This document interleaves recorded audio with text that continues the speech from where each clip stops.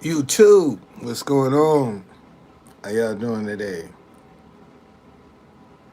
Hope everybody having a great day. Man, one more week, and it's my birthday, January 19th. My birthday. One more week.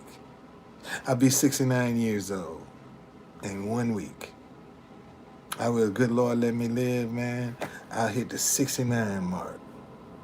I sure will feel good. I ain't on no medication either. I don't know if I need none, but I sure ain't on none. I ain't on none, so shit. I ain't had my physical yet, so I don't know what she might come up with, but whatever she come up with, I'm like, okay, doc. They give me a prescription, I come home throw that shit in the drawer, man. I don't fool with that stuff. I don't fool with it, not straight up. I just don't fool with it. So, cause that's just the way it is. But I was able to my starter messed up on me. I was able to go and get that ordered. Got me a new battery for the caddy. caddy. It's sitting down now. I can't do nothing with it because I ain't got no battery in it. I mean, I ain't got no starter. They had to order the starter, so I'm waiting for that to come. And thank God, man, this was cold. Mud was so cold yesterday. I didn't even go out yesterday. I didn't even try to go anywhere yesterday. It was so cold. Today it was in 45. Tomorrow is going to be almost 50. But and this weekend we got snow. So I'm glad I'm able to get all this stuff out the way and not have to break down in the snow where I got to be worried about how I'm gonna get my car home in the snow. So that's the good thing about this here, man. But no, one more week, man. One more week. Damn. This been a hell of a haul too. This been one hell of a haul. It has. These 69 years. My mama always spoke over me that I was a late bloomer. That's what she always tell me. Boy, you're a late bloomer. I'll be like, Mama, don't do that. don't speak that over me. And she said, I'm telling you. Hey, what's going on, David? You're a late bloomer. I said, okay. So maybe that's why I look so young. Because my mama always spoke over me I was a late bloomer. So I'm getting ready to bloom now. So maybe my 69th birthday is when I bloom. I don't know, but hey, it is what it is. It is, but it's hard to believe, man. Next Thursday, y'all, my birthday. Next Thursday is my birthday. Damn, I don't know what I'm gonna do for 70. I don't know. I don't know what I'm gonna do for 70 years old. When I turn 70, I don't know what I'm gonna do for my birthday. I'm gonna have to do something special to hit 70 years old. I'm gonna do something special. Be somewhere. Man, I haven't even had a chance to take my wife on a honeymoon yet. you know, man, I ain't doing nothing. Man, I ain't celebrating nothing until I get my wife back. I ain't celebrating nothing until I get my wife back. Then I'll celebrate everything. But until then, ain't no sense in me celebrating nothing. I ain't got my wife with me, man. That's what's going on, Dan? And that's it's just that simple. It's just that simple. When I get her back, man, I'll celebrate. I'll do all the crazy shit she wanna do. Cause that's if I y'all let me tell you something. If I had a gazillion dollars, I don't have enough money to repay my wife for what I done put her through. You hear what I said? If I had a gazillion dollars, wouldn't be enough money to pay my wife for what I done put her through. Because right now my wife should be here with me. But if she was here with me, I would have never discovered the Truth Conductor. That's the one thing I can say. If my wife was here, I'd have never discovered this personality. Because when I started out with Truth Conductor, man, he was raw. He was real raw. And she wouldn't have tolerated that. And I know she wouldn't have tolerated it. You see, so, and plus, I couldn't be as vocal because she would probably have overstayed her visa. So out of fear of bringing some attention to her, I wouldn't been able to say nothing.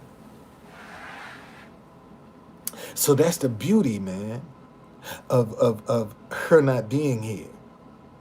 That I've been able to get this brand off the ground. You know, and let me tell y'all something. Listen to me, y'all. A rising tide raise all ships. So what I'm trying to do now is to get the tide to raise. Because if I can get the tide to raise, it's going to raise all my ships. My DCBlackTours.com, my Hop On Hop Off Shuttle, Truth Conductor, and the African Tabletop. All of them. Because I'm the same person. I'm the same person. So if I get one to start rising, everything gonna rise. That's why I get out here every day. Try to get a rising tide. See, some call it clout chasing. See, this is the problem I had with the black community. That when you try to be proactive, creative, ingenious, they'll label it as clout chasing, like you're doing something wrong. If you don't separate yourself from the crowd, how people gonna know you? Let me ask that question again. See, if you don't separate yourself from the crowd, how you gonna be seen? And I don't think people realize that, man. In order to be seen, anybody, you got to separate yourself. You're going to have to stand out. And unfortunately, when you try to stand out in my community, you're demonized. You know? Oh, there you go. You want to be white now. No, she's not reaching out. No. She's not reaching out. None of her co-workers, none of her no significant others. Nobody. Yeah, we do. See, I was just on Twitter saying this, man. There are people right now that miss Periscope, but they hate each other. And if you start a petition, if you start a petition right now to try to get Periscope back online, something we all enjoy, just because I put the petition together, motherfucker, oh, I ain't signing that, but you missed Periscope. And if you put a petition together, I would sign it to get Periscope back. See, the problem is this: nobody has shown Twitter that they missed Periscope. See, that's what the problem is. See, we talking about it among ourselves. It ain't the same, man. It ain't the same. It's not the same. See, we've never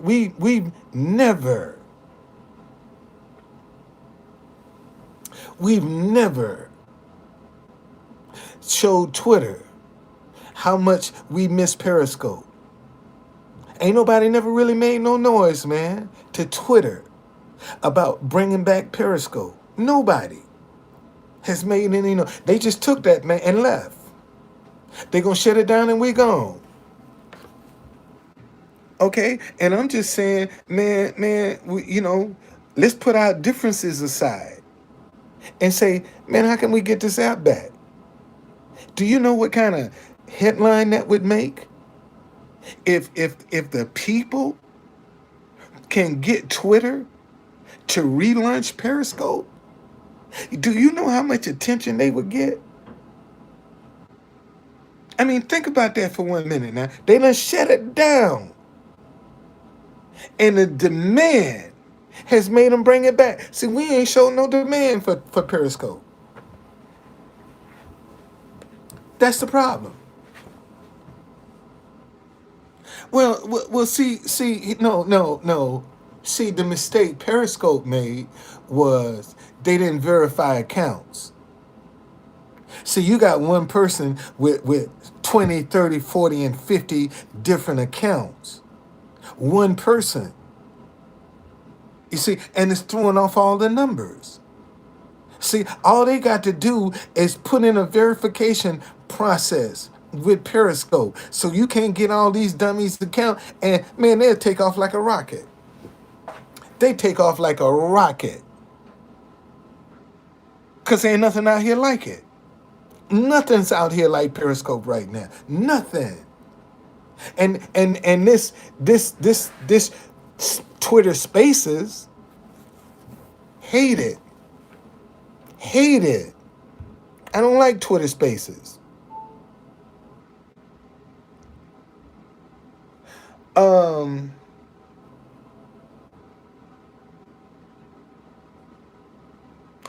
that'll take some money.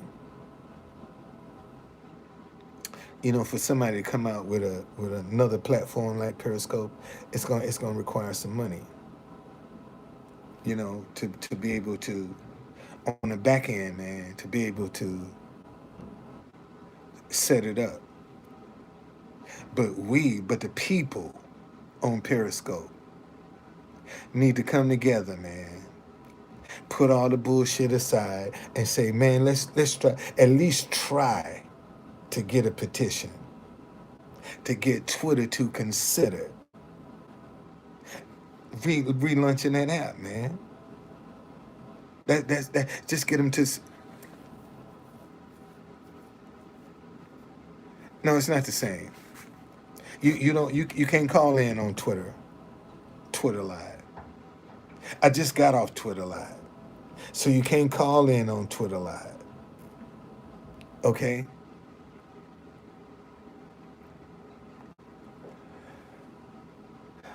I ain't paying no $4 a month. I ain't paying them no $4 a month. I'm not paying them no $4 a month. Okay, because I don't even, now I would strongly consider playing Periscope because I'm familiar with that platform. But to go into, no, I ain't paying them no $4 a month. It ain't free. Well, I'll be damned if it ain't Lou. Well, I'll be damned, Lou. See, that's what I'm talking about, man.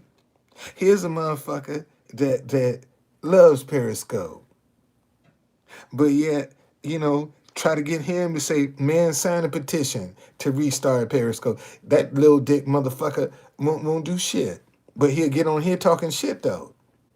And he can talk a lot of shit, but he can't never talk about my product. Okay? He can't talk about my product. Okay? He can talk shit about me, but he can't never talk about my product. Let him talk about DCBlackTours.com. Let me see what negative you're gonna say, because you can't say nothing because the shit is right. Yeah, yeah. What was that? 1994 with no money and no organization. So that means I got the highest vote return, buddy, because I ain't had no money and no organization, and I got 189 votes. So that makes me get the highest vote. I got the highest return. Okay. Now, see, Lou. I'm gonna put you on the spot. Would you sign a petition to get Periscope back, Lou? Would you sign a petition to get Periscope back, Lou? Lou, would you sign a petition to get Periscope back, Lou?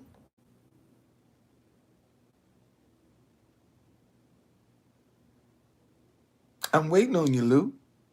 Would you sign a petition to get Periscope back?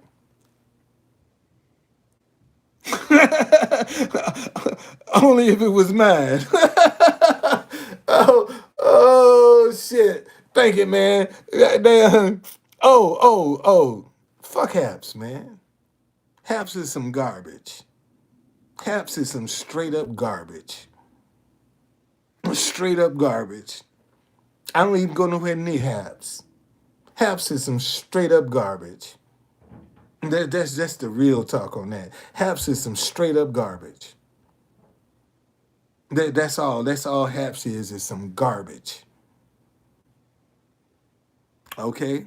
I'm sorry to bust your bubble, but Haps is some garbage. Okay? It's some garbage. It's some garbage, man. I wouldn't I ain't over there. I ain't over there. And I ain't going over there either. I should, man. I should. Damn.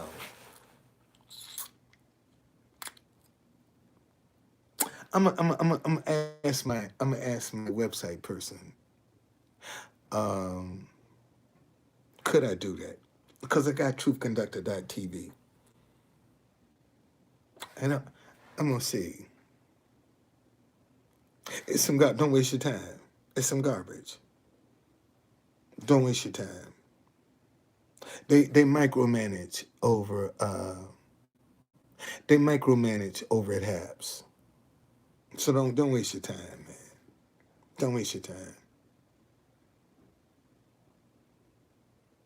I I had a Bigo account. I didn't, man. I like Periscope. Honest to God, I like Periscope. I wish we could get Periscope back. I really do. Okay, I wish we could get Periscope back. I wish we could get it back, man. Cause I swear, it was not. It ain't nothing out here, man. Ain't nothing out here even compare. And see, we all of the users of Periscope ain't told Twitter how much we missed it. See, we haven't been able to come together collectively, put aside our differences, to say, man, bring this app back. Okay? We haven't collectively been able to put our differences aside to say, man, we want this app back so we can get on here and fight each other. Okay? And the only thing they got to do, it's been a year. It'll be a year in March. It'll be a year in March. They took it down a year ago, March in 2020. Okay? It's when they shut Periscope down. So it ain't been gone a year yet. And hopefully, man, maybe somebody is re-looking at the app and trying to figure out how they can relaunch it.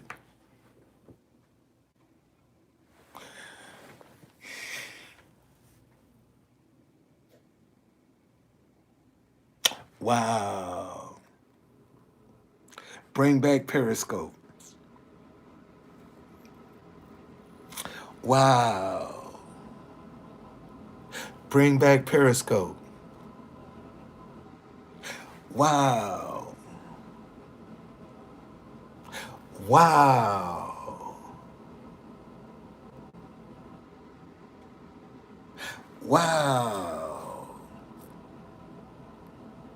Wow. Wonder would that get their attention though? If I did make a sign, bring back Periscope.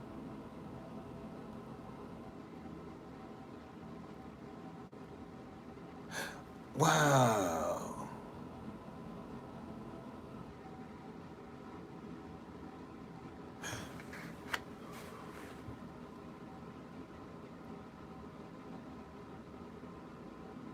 Man,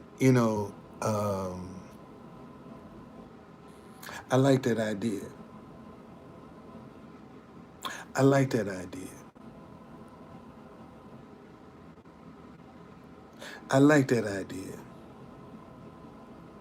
I like that idea. And the mere fact that I'm already out there with signs, so they already know who I am. So if I bring that message, that's different. Wow, I got to think about that one. I got to think about that one. Because that might be, that could be a attention getter.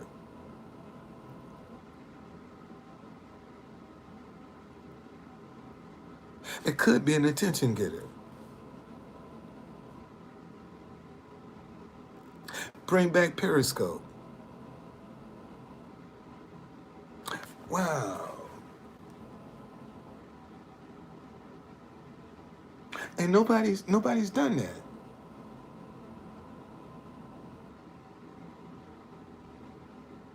Nobody's done that.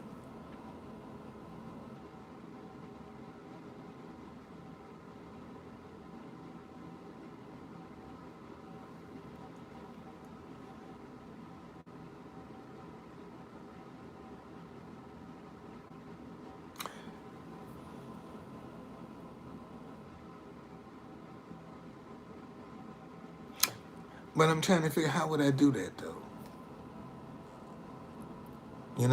I can't even get stop hating each other because you disagree go viral.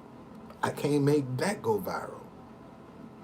So how would I make bring back Periscope go viral? How would I do that? How would I do that?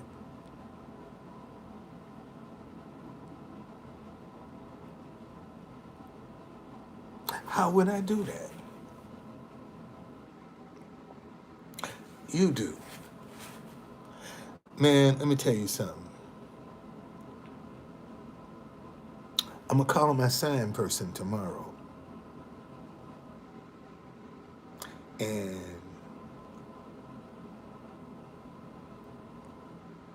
um, I'm gonna see what she put up with. I'm gonna see what she can. What's going on? What's going on? I'm gonna see. That ain't a bad idea to have a sign. Bring back Periscope. That's not a bad idea. And I could put it as a hashtag. Bring back Periscope. So when they see it, they'll do the same. See, boy, I don't mind. Y'all can tell. I don't mind. I have a very fertile mind when it comes to ideas. All right, I have very fertile mind when it comes to ideas, and that is.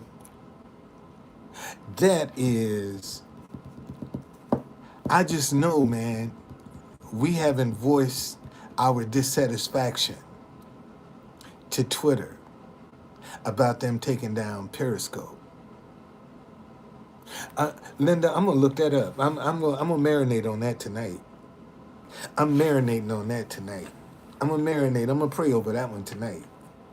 I'm gonna ask God to give me some directions with that tonight, cause I got a little bit of money, and I want to use it wisely. Cause I was gonna get another sign made anyway. As a matter of fact, it's ready to go. I got another sign. Uh, uh, yeah. Hashtag bring back Periscope. I'm gonna make the sign a hashtag. That's what I'm saying. I'm gonna make the sign hashtag. I'll make the sign hashtag bring back Periscope. Okay? I'll make the sign. But see, the thing is, man, the only reason I'm skeptical is because, see, people want you to get out and do this shit, and then, once you put your resources on the line to try to get it done, and then they sitting on the sidelines looking to see what's gonna happen. And if the shit blow up in your face, they run it. Okay? See, they'll run when the shit blow up in your face. But if it worked, then everybody want to be your friend. See, so I'm trying to. I mean, seriously, man. Do y'all think that's something that's viable? Do you think it's is it worth giving it a shot? Because I ain't scared, and and and we got a lot of stuff that's getting ready to break off in these courthouses. That's gonna send media all over the world. See, it's some stuff getting ready to break off now with these court cases, with this January 6th shit. You still got Rudy Giuliani in New York. You got the Trump children that are being investigated in New York. Okay? You still got that stuff going on. So if you can, and I know where all of the courthouses are in New York City. Okay, I know where all of them are. So the only thing I would need is some train fare to get to New York, to get out there and say, bring back Periscope. See, and even sitting in front of the White House. If I can get, see, this is what, because I play international music. Stop hating each other because you disagree gets shown all over the world. Well, what if I do that with hashtag bring back Periscope? Put it on a sign and go sit in front of the White House. Now you got all of these people that's coming from all over the world that's going to be taking a picture of that sign. What if they like Periscope?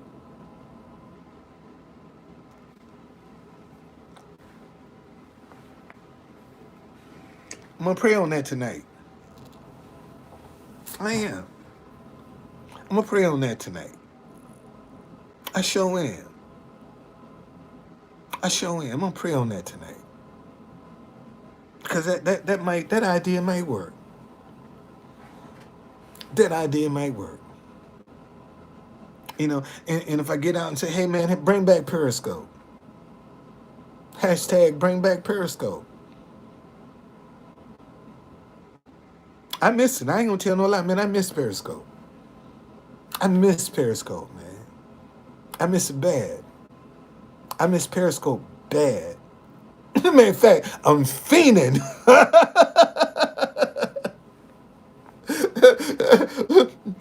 I miss Periscope so bad, man. It's got me fiending.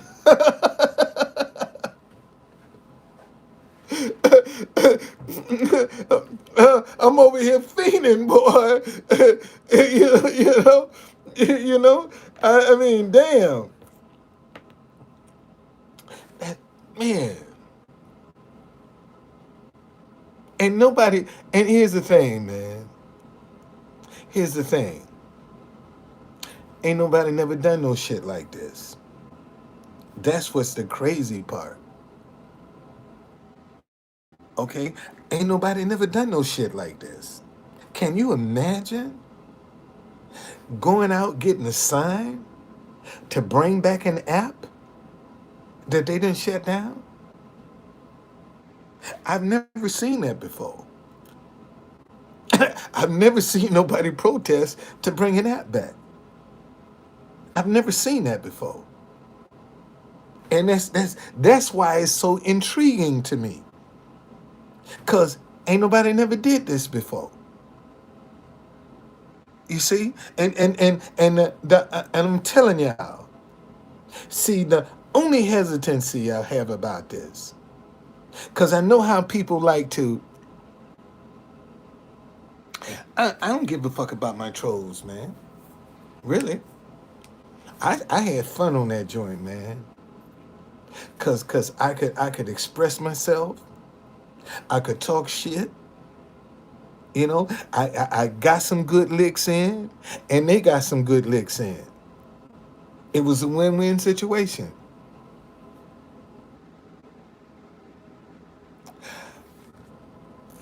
Linda, that takes money, Linda. That takes money. And I don't wanna see I don't wanna you notice I don't put my cash app up, all of that stuff. Cause people be talking about, oh, you getting on here begging. No. I ain't I don't see in order to make an app, then you gotta have some money, because you're gonna have to have some security. You can't, you gotta have somebody watching this thing 24/7. Okay? I invest in myself, Linda. I invest in myself. Lord knows. Look, girl, what's going on, Josh? Listen, I took this hat and made it a brand. So I ain't scared to invest in myself. If I can take a hat and make a brand out of it. See, without the hat, I can call myself True Conductor all day long. Ain't nothing about me right now that will make you think. Yeah, so that will make you think I'm the Truth Conductor. See, without the hat, I'm just Don Folden. See, I'm Don Folden without the hat. The DCBlackTours.com guy.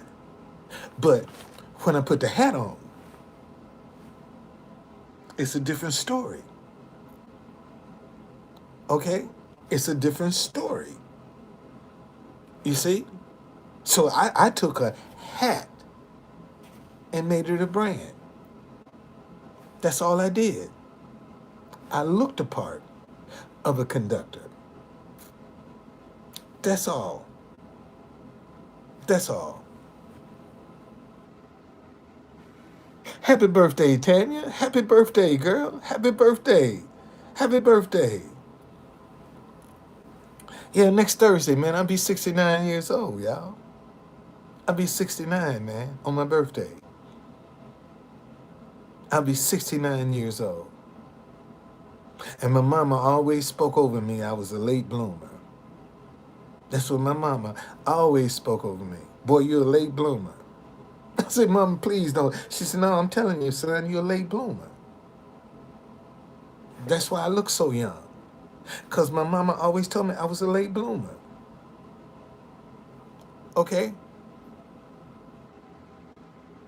Boy, shoot. Man, 47?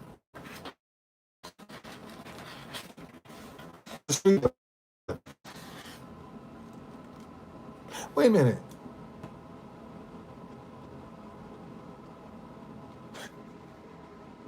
Well, I was getting ready to open up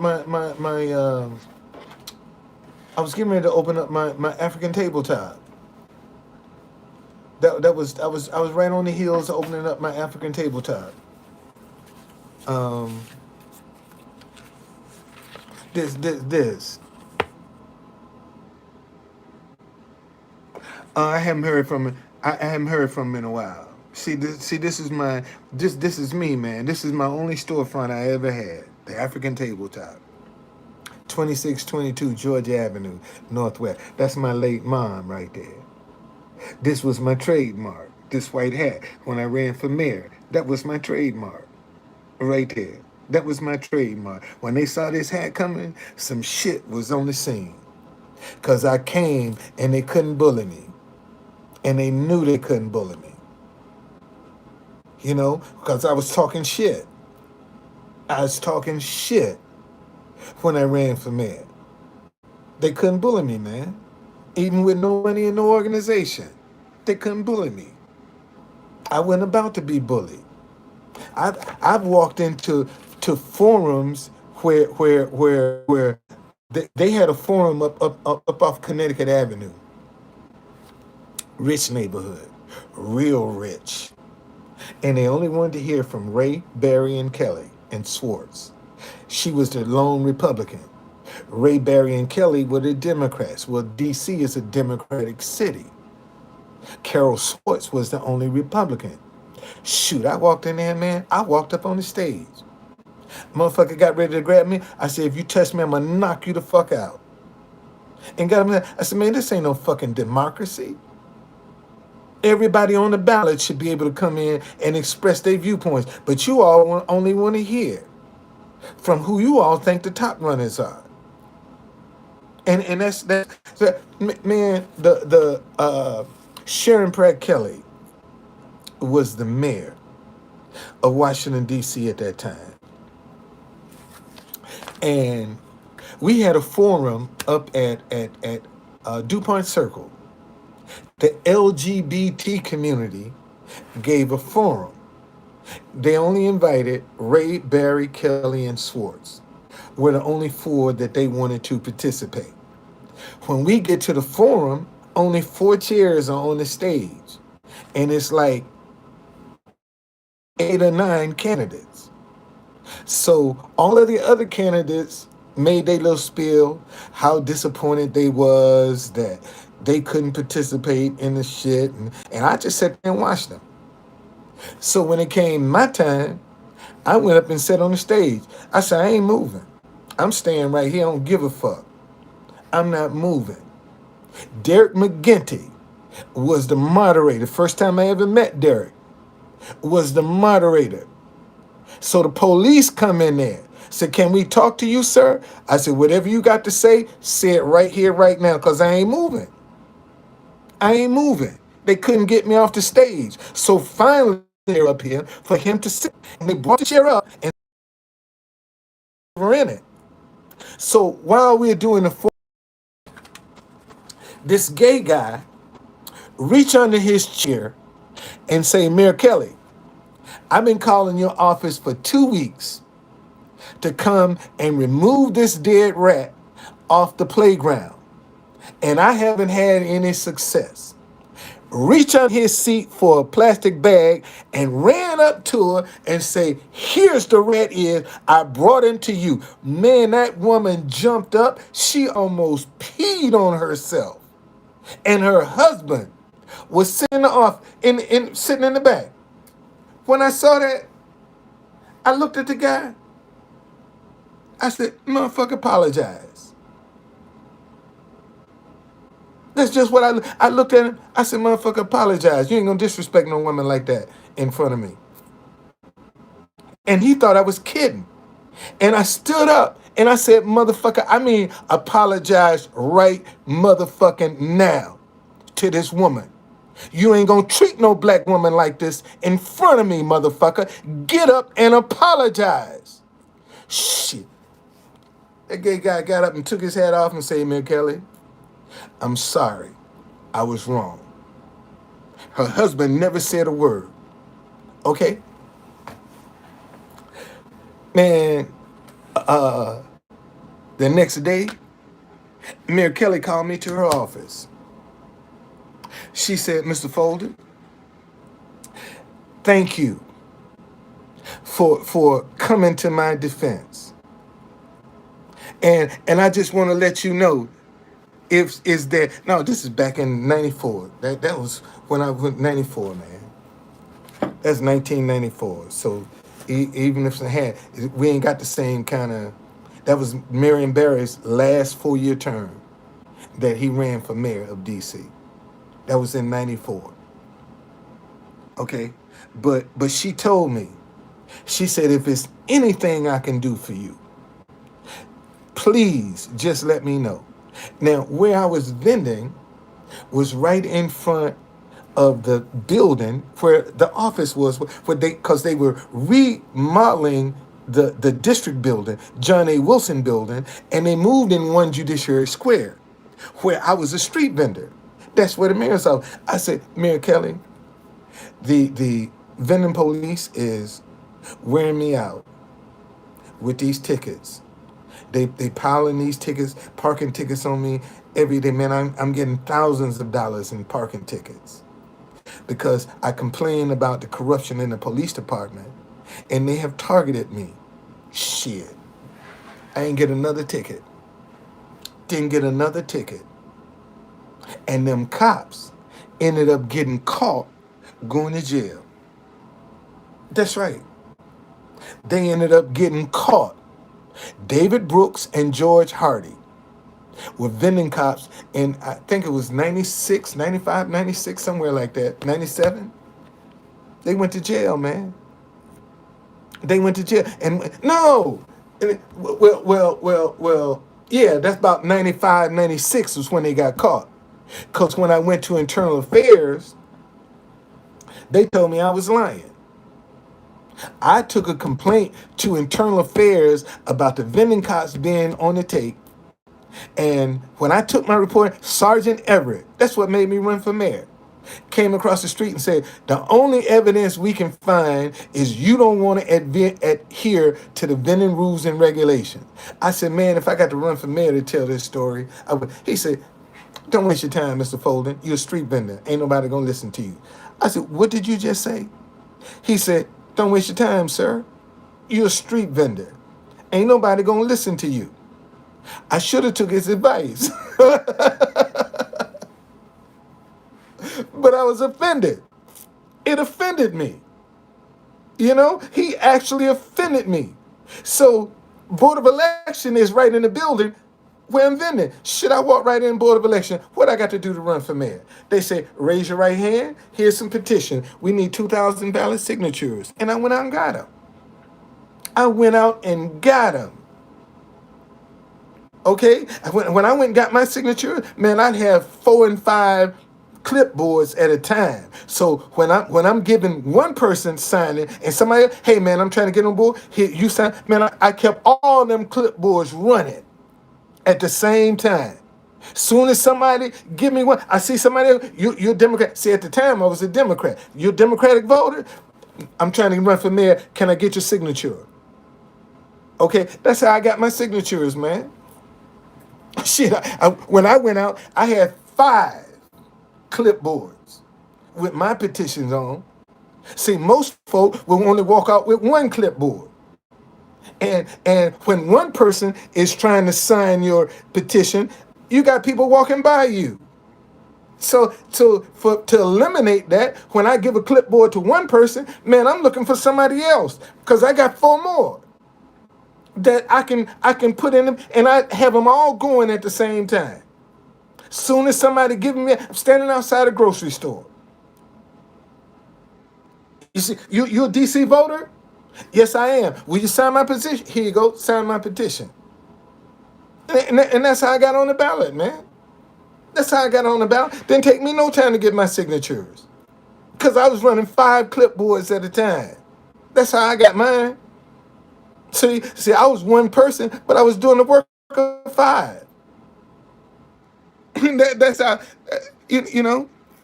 Yeah, DC, Marion Barry. Where is I had a I used to have where am I? Where is my?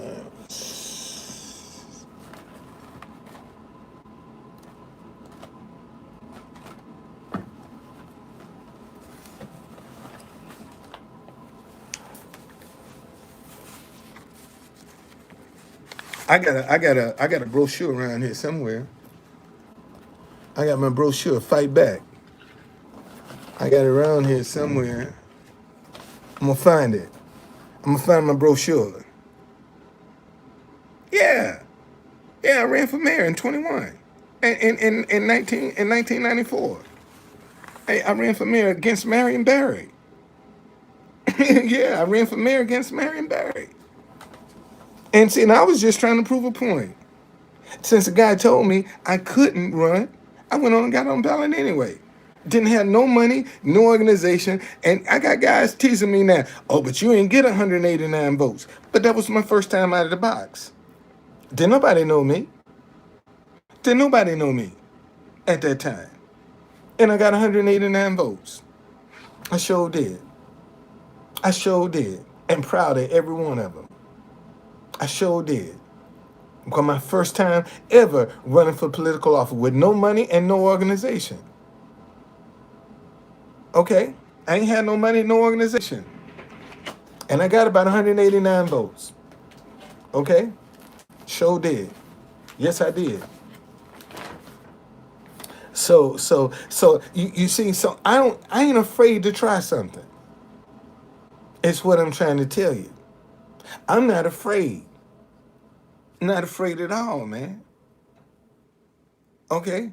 And see, if I go out here and I get a hashtag, bring back Periscope, and man, I don't get nobody backing me, I'm gonna be pissed. If y'all get me out there on the front line by myself, man. And see, right now, we stop hating each other because you disagree. I'm out there on the front line by myself. Don't nobody try to make that sign go viral, man. Nobody try to make that sign go viral. People tell me, I got people walk by me, oh, I agree with you, sir. That is the best sign. And won't even take a picture of it and share it. Like, I'm supposed to be impressed because you telling me you agree with my idea, but you won't even share it. And I be saying in my mind, man, fuck you. That's what I be saying in my mind. Man, fuck you. I don't want to hear that shit. Keep it moving. You know, you just trying to be impressive. I agree with that sign, sir. Okay. I agree with that sign, sir. And won't even take a picture. Yeah, won't even take a picture. Won't even take a picture, man. That's how people will do you. And that's the thing that's kind of making me hesitant about this Periscope stuff. Because even the people come up, oh, I agree, and won't even share it. Won't even share it. You know, one lady say, well, who's the truth conductor? I said, Google him. It's me. Google him. You know, like, it's my idea. Stop hating each other because you disagree is my idea. So how come I can't put my name at the bottom? It's my idea. And people act like I'm doing something wrong. Because I actually come up with a phrase that's promoting me. Well, who else am I going to promote? Ain't nobody trying to sponsor the message. Right now, man, a company could walk in and say, True Conductor, we want to sponsor this message. We gonna give you a contract. We want to buy this idea from you. That's a rags to riches story. Do you know how much attention that company would get? Because now somebody is saying, I agree with him. Stop hating each other because you disagree. See, money makes the world go round. And if you ain't got nobody behind you with money, I don't give a fuck how good your ideas are. If ain't no money behind that idea, they ain't gonna accept it. Okay? And right now, because I don't have any money behind stop hating each other because you disagree, it don't fit. But let somebody come in and give me a contract, buy this out, where I become a rags to riches story. See, then everybody gonna want my story. And then you'll be surprised at how many people that's sitting on photos of me with this sign, stop hating each other because you just, man, there are a lot of people sitting on photos with me in that sign. I was looking at, I was on Twitter the other day, and this person, whoever it is, I don't know him, I don't know who they are. I couldn't tell you who they are. But they put these pictures, and I said, well, I'll be damned. You never know who watching you, boy. You never know. Let me show y'all this.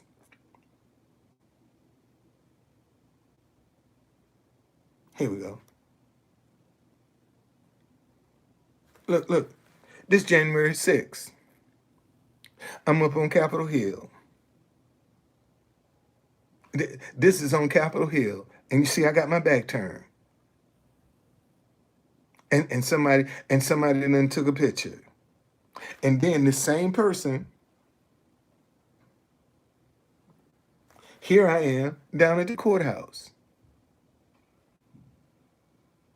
Okay? You see they cropped out my hat, but there I am at the courthouse. That's right in front of the courthouse right there. With my sign. I ain't paying attention. Matter of fact, let me show y'all something.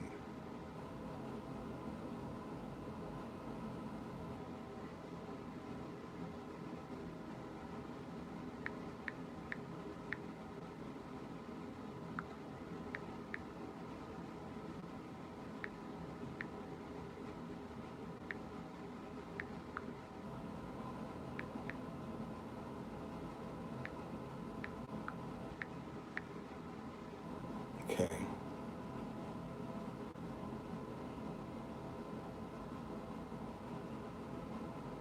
Man, look at you Google, stop hating each other because you disagree. And put it on images. Man, look at some of the photos that's in here that people done took. Look at some of the photos that people done took that I ain't know nothing about.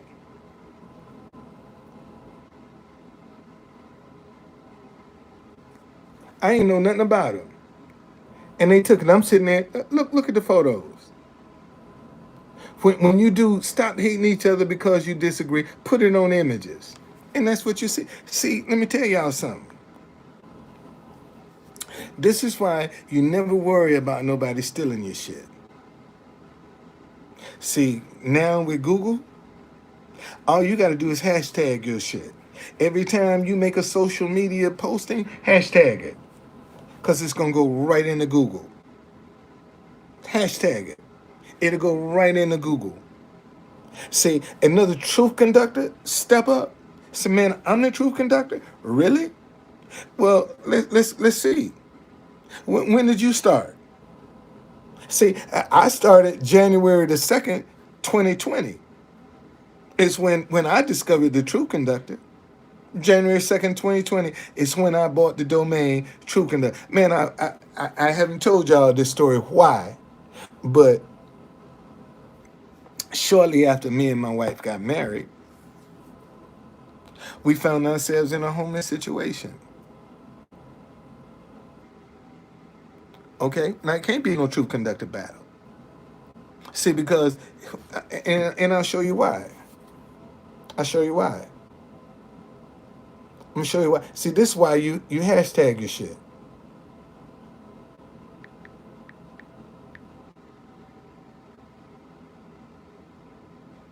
See, when you Google True Conductor and you put it on images,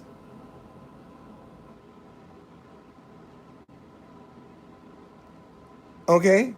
When you Google True Conductor and put it on images, look who come up. Look who come up. So if you're the True Conductor, why we don't have any images of you in social media? If you're the real True Conductor, why are there no images of you in social media? Why? And see, and that's how you protect yourself. Because that shows you when you came up with the idea. When you start hashtagging, man, you showing people when you came up with your idea. That's when you came up with your idea. And see, the first thing that you do with an idea, when an idea comes to you, put .com on the back of it. and see if the domain name is available. Because you can't do nothing without a domain name. I don't care how good your idea is. If you ain't got the domain name to it, you dead in the water. And the first thing you want to do when you get an idea, man, put .com on the back of it. See if the domain is available. Okay? If the domain is available, buy it. Because there's your proof right there. See, when they go back and look at when did you purchase your Truth Conductor, January 2nd, 2020. When did you purchase yours? So it would have to be before January the 2nd, 2020. Okay, it's got to be. All right? Okay, so that's how you get yourself, because that's all you got to do. Man, let me show y'all something. Let me show you something. Let me show you something. Now, I done showed you my idea. Stop hating each other because you disagree. I done showed you my brand, Truth Conductor. Watch this.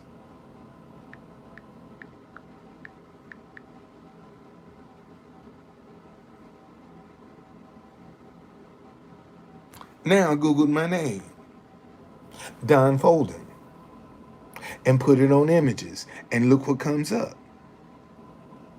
See, when I Google my name, okay, and look what comes up under my name. This is under my name right here. When I Google Don Folden and put it on images, this what comes up under my name. Okay? That comes up under my name. All right? Let me show you something.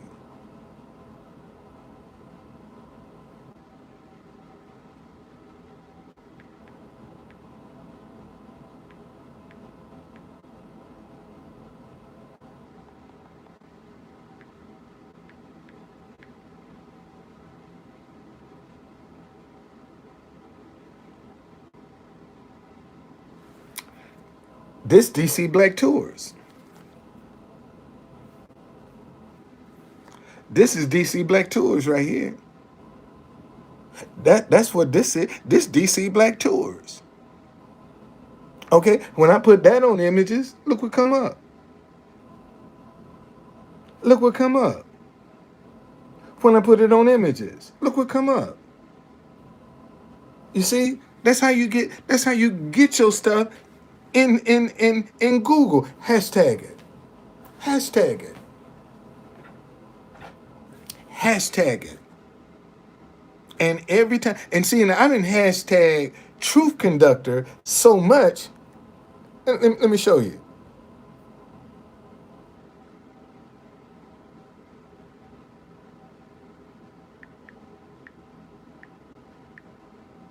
I didn't hashtag Truth Conductor so much. Look, I just put in truth. There's Truth Conductor. Where right here. Look, I just put in truth. There's Truth Conductor. There it is. All right, because I didn't hashtag so much. When you put in truth, one of them, conductor, is going to be in the list. That's from hashtagging. So when somebody Google, because you got so many hashtags, you're in the algorithms now. That's how you get in the algorithms, man, with hashtags. That's how you do it. And Google be trying to get you to spend all kind of crazy ass money to get in their algorithms, and all you got to do is hashtag, and that's it.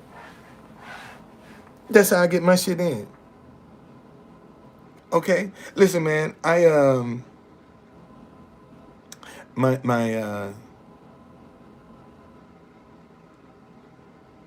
yeah, I had to buy a new starter today, and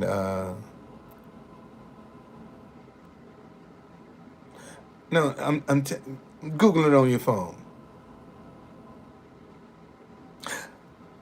Okay, so Google Truth Conductor. Google Truth Conductor and put it on images and see what you see.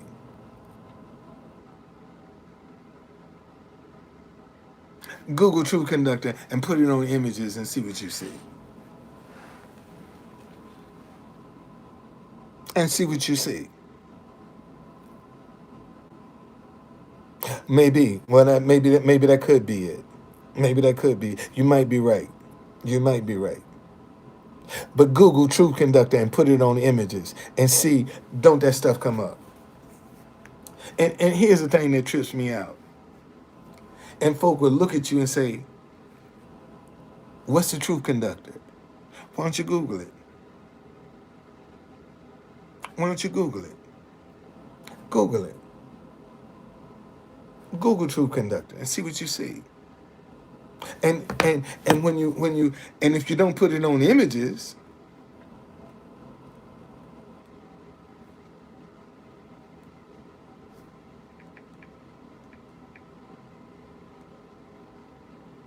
and if you don't put it on images, it'll show you all my social media.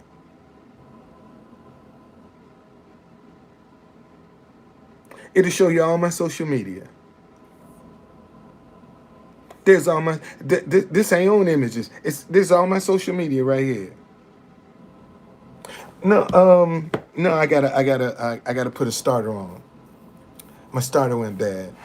It's under warranty, but they didn't have it, so they had to order it, and they told me to be in about 6 o'clock. So I'm gonna go up there and I'm gonna call and see if they got it.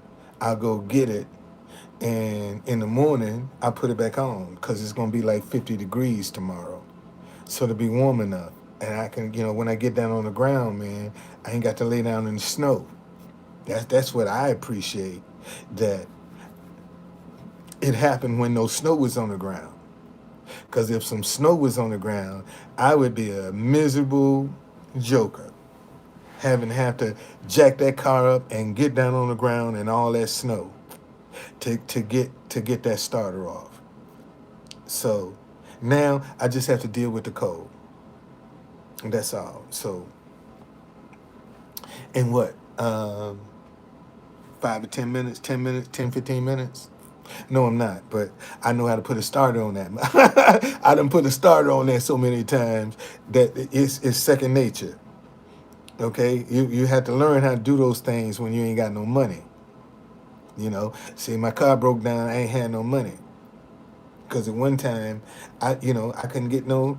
I just couldn't get no play. No, no, no, no, no, no, no, no. When I do tours, I rent a car. When I do tours, I rent a vehicle to do my tours in. That's how I do my tours. I rent a vehicle to do my tours. I have my own van one day, man. I have another one day. I'm gonna have a whole fleet of them. But for right now, you know, I have to rent. I'm still in business. I'm still in business, but I just have to rent. I have to rent. So whenever they book a tour, I rent a vehicle. No, man, they don't give a shit about. No, I didn't win. I didn't win. No, no, no, I didn't win.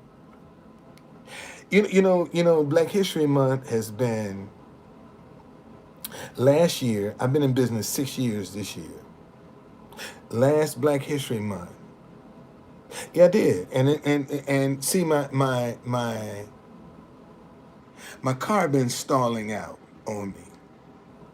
And when it stalls out, I'm constantly trying to crank it to get it to turn over.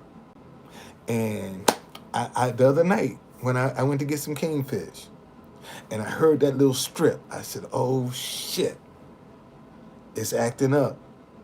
And I went out this morning to try to turn it over, and I said, oh shit, gotta go get me another starter. So I just took it off. It's under warranty. I ain't gotta pay for it.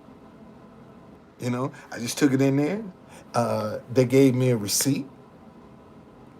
to show that I already brought the core in. I didn't have to pay for it, so I just got to go back and pick it up. As long as it's under one, see, it's one of those things that as long as I own the car, I got a lifetime warranty on my starters. So I can put it in and it can go bad next week. Take it out and then go back up and get a brand new one. Okay. so so no, man. As long, like I said, it ain't no snow on the ground. See, this could have happened when it was snow on the ground, and I would have to crawl under my car in the snow to do this. And it ain't no snow on the ground, man. So I'm grateful, man. I can deal with the cold. I just didn't want to have to lay out on the ground in the snow to try to get under there and take a starter off. Yeah, it's bad. It's bad. It's bad. Plus my battery. I have a 3-year warranty on my battery, and one of the cables, my positive cable, stripped.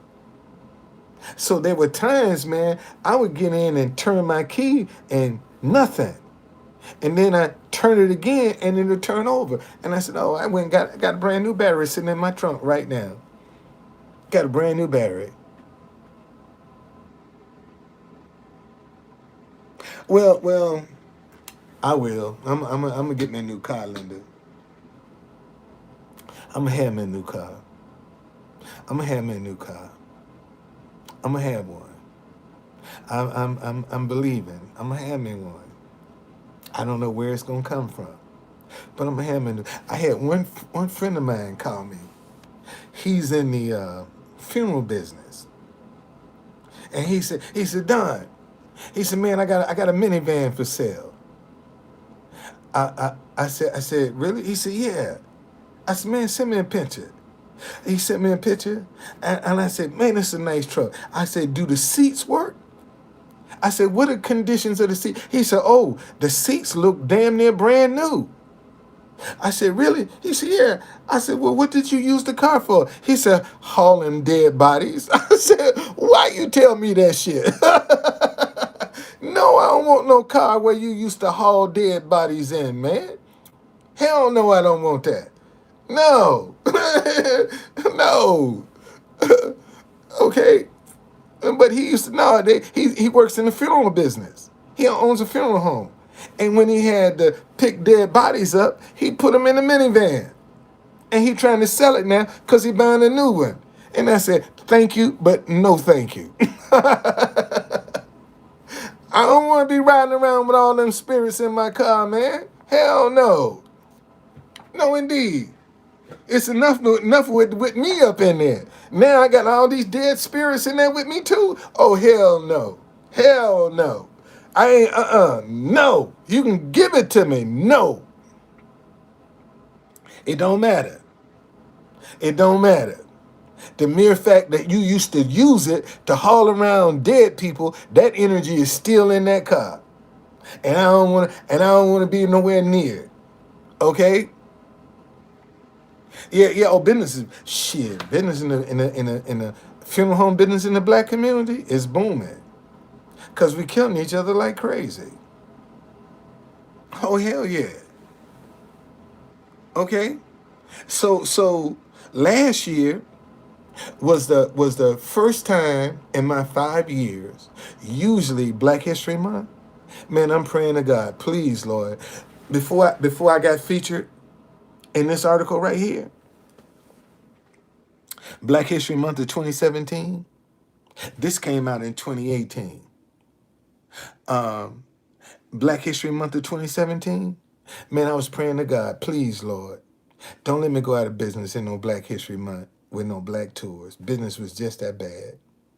I did book nobody. 2017, 2018 started the same way.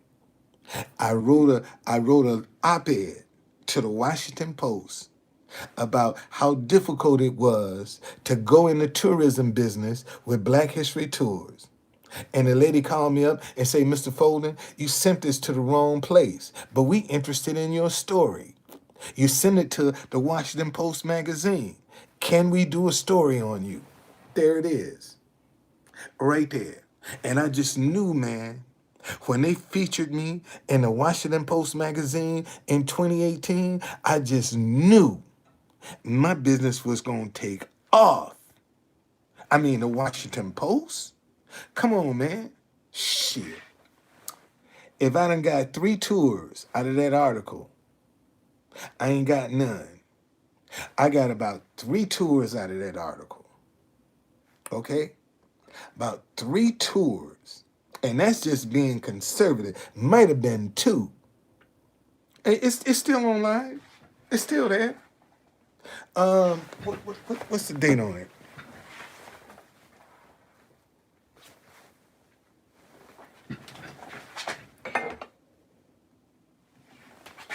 June the 10th, 2018. June the 10th, 2018 is when that article came out. That's when that article came out, man. And I just knew when that article came out in the Washington Post magazine, man, I just knew my business was going to take off. Nothing. Okay? Oh, no, man, I ain't gonna hurt myself. Shit, I ain't that bad. Shit. I ain't gonna never hurt myself over nothing. I ain't never, never. I ain't never hurt myself. No, indeed.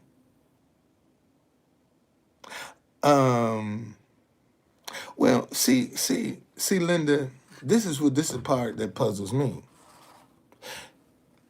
Unless they lying to me, everybody take my tour. Say, man, this is a fantastic tour. Everybody take my tour. Man, this is fantastic. So unless they lying, they don't want to tell me the truth. But everybody take my tour, claim they rave about how much they like it, but yet it ain't in demand, man.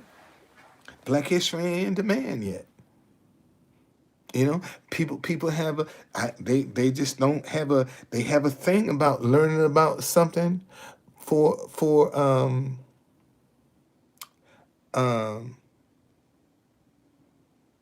that ain't in the history book.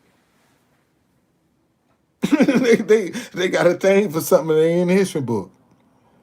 Okay, I mean that's just the way it is. See, cause I show people where the snow riots of 1835. That's the first race riot in Washington D.C. Beverly Snow, a free black man, had a restaurant at 6 and Pennsylvania Avenue called the Epicurean Eating House. See, the white workers at the Navy Yard went on strike. The free and enslaved black labor didn't participate in the strike, so it didn't work.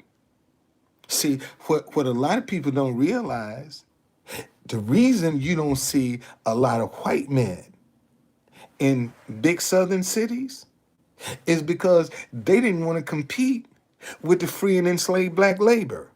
So they went north. See, that's why the South had so many black folk. Because the white men, and see the leaderships of the city, how they kept white labor in check was with the free and enslaved black labor. See, because they'll tell them white boys, quick, fast, in a hurry. Do what you got to do, but we got a labor force right here. We don't need you. See, so when the white workers went on strike at the Navy Yard, it didn't work. Well, they started a rumor that Beverly Snow had insulted their wives and daughters by saying he could have any one of them he wanted. Well, in the meantime, a young black man by the name of Arthur Bowen went into the widow of Dr. William Thornton, who was the architect of the Capitol, and told her he had every right to be free. And he had an axe in his hand. This 1835. Rumor started, D.C. had their own Nat Turner. See, the Nat Turner uprising was 1831. This in Virginia. So this is 1835. So they arrested the young black man and they arrested a white doctor named uh, uh, uh, Reuben Crandall.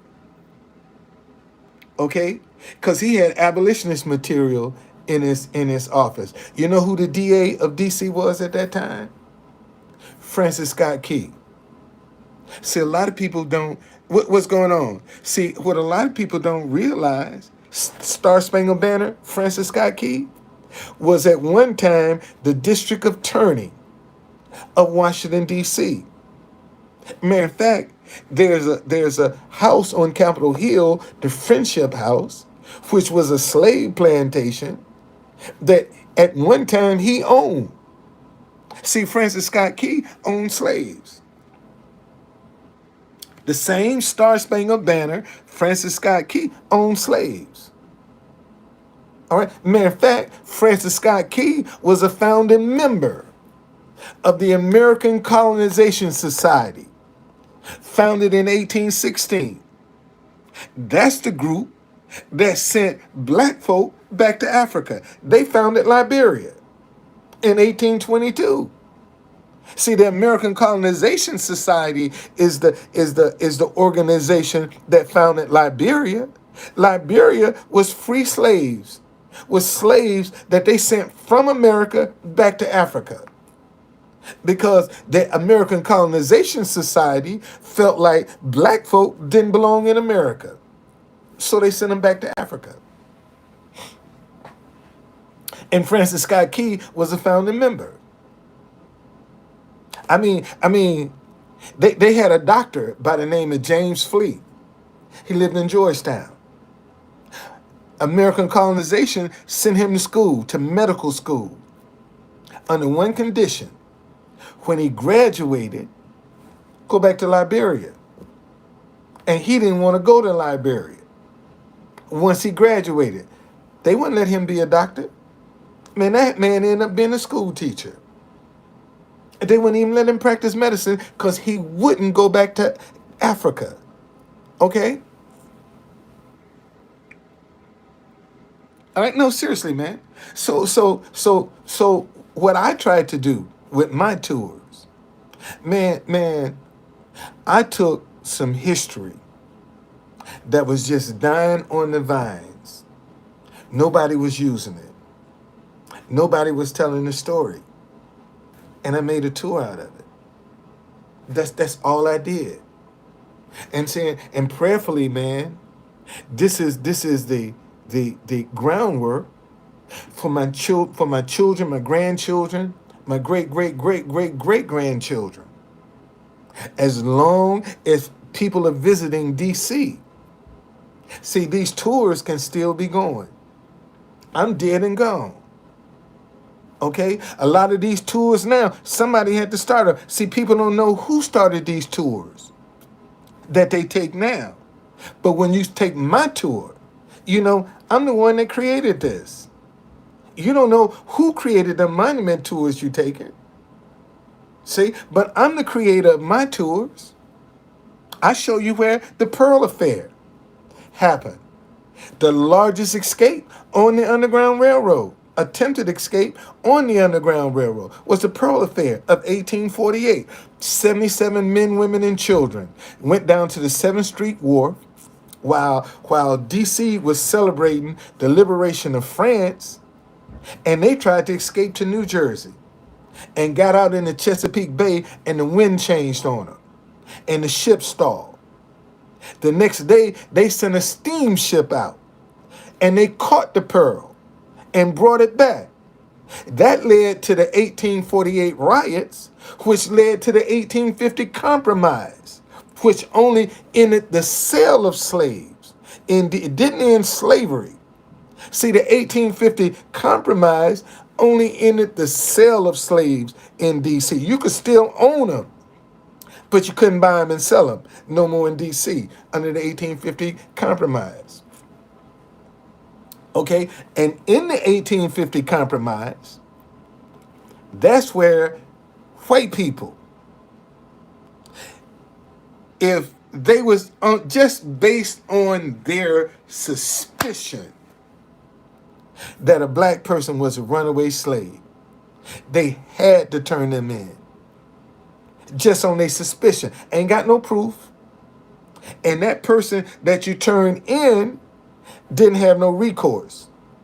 Even if they were free and you said, I own them, they couldn't even defend themselves. 12 years a slave, Solomon Northrop. That happened right here in D.C. They took, see, before the snow riots of 1835, you've always had free and enslaved black people in D.C. How do you know the difference? One, if you were free, you had to have, before 1835, you had to have 3 white people to vouch for you. And you had to put up a $50 peace bond if you were free. $50 was a lot of money back then. After the snow riots of 1835, that 3 white people went up to 5. That $50 peace bond went up to $500. Literally, somebody could come, take your papers, sell you into slavery. You had no recourse. And the only recourse you had was to get a message back to whoever white vouched for you, man, come get me. They done sold me into slavery. And that's what, if you watch 12 Years a Slave, okay? If you watch 12 Years a Slave, the whole gist of that movie was him getting a message back to this white man, man, come get me. Okay? Because they done sold me into slavery. And see, so now you have a mindset that has been passed down from generation to generation, unchecked. That's why now in 2022, black people are the only folk that have to justify why they're where they are because of the mindset of the 1850 Fugitive Slave Act. Okay? The mindset of white people. Now, slavery was designed to be permanent through the status of the mother. Even if she was raped, whatever came out of her womb was a slave if she was enslaved. Okay? And see, back then, when you had organizations like the Loyal League, the first person they buy out of slavery is the woman. Because when they free her, they free in generations. Well, in the black community, what's predicated on the status of the mother? Welfare. See, the government say, black man, make as many babies as you want, with as many different women as you want. As long as you ain't in the house overnight, we got your back. We'll take care of them. See? But then society will turn around and say, black men don't want to be fathers. But the government say, man, make as many as you want. As long as you ain't in the house overnight, we gonna pay for them. We'll give them welfare. So now you got generation to generation that's passing down a mindset of something for nothing. Slavery. That's how they keep perpetuating. Slavery. See, that's something for nothing. That's all it is. Okay? But in the meantime, society say black men don't want to be fathers. But the government say, you ain't got to be no father. Make all the babies you want. Just don't be in the house overnight. And I'm going to give them welfare. That's how that shit happened. Okay? That's why we got the conditions that we got. See, if we go back, y'all listen to me. Notice. Hold on a second, y'all. I got to put my charge in. Hold on 1 second. Notice. I want you to notice something. See, that's why they always target the woman. Okay? That's why the woman is always targeted. So now when you separate the black family, you got an angry woman that's instilling that anger into her children. You see? Slavery. Okay? And that's why they broke the black family up. Because the federal government say, hey man, if you're in the house overnight, they can't get welfare. And you got people that are coming and say, man, black men don't want to be fathers. But the government say, you ain't got to be no father. Just don't stay in the house overnight. And we got your back. We'll give them welfare. That's how that system works. And like I said, it's the mindsets we've never approached. And just like in the white race, the mindset of the 1850 Fugitive Slave Act, okay, then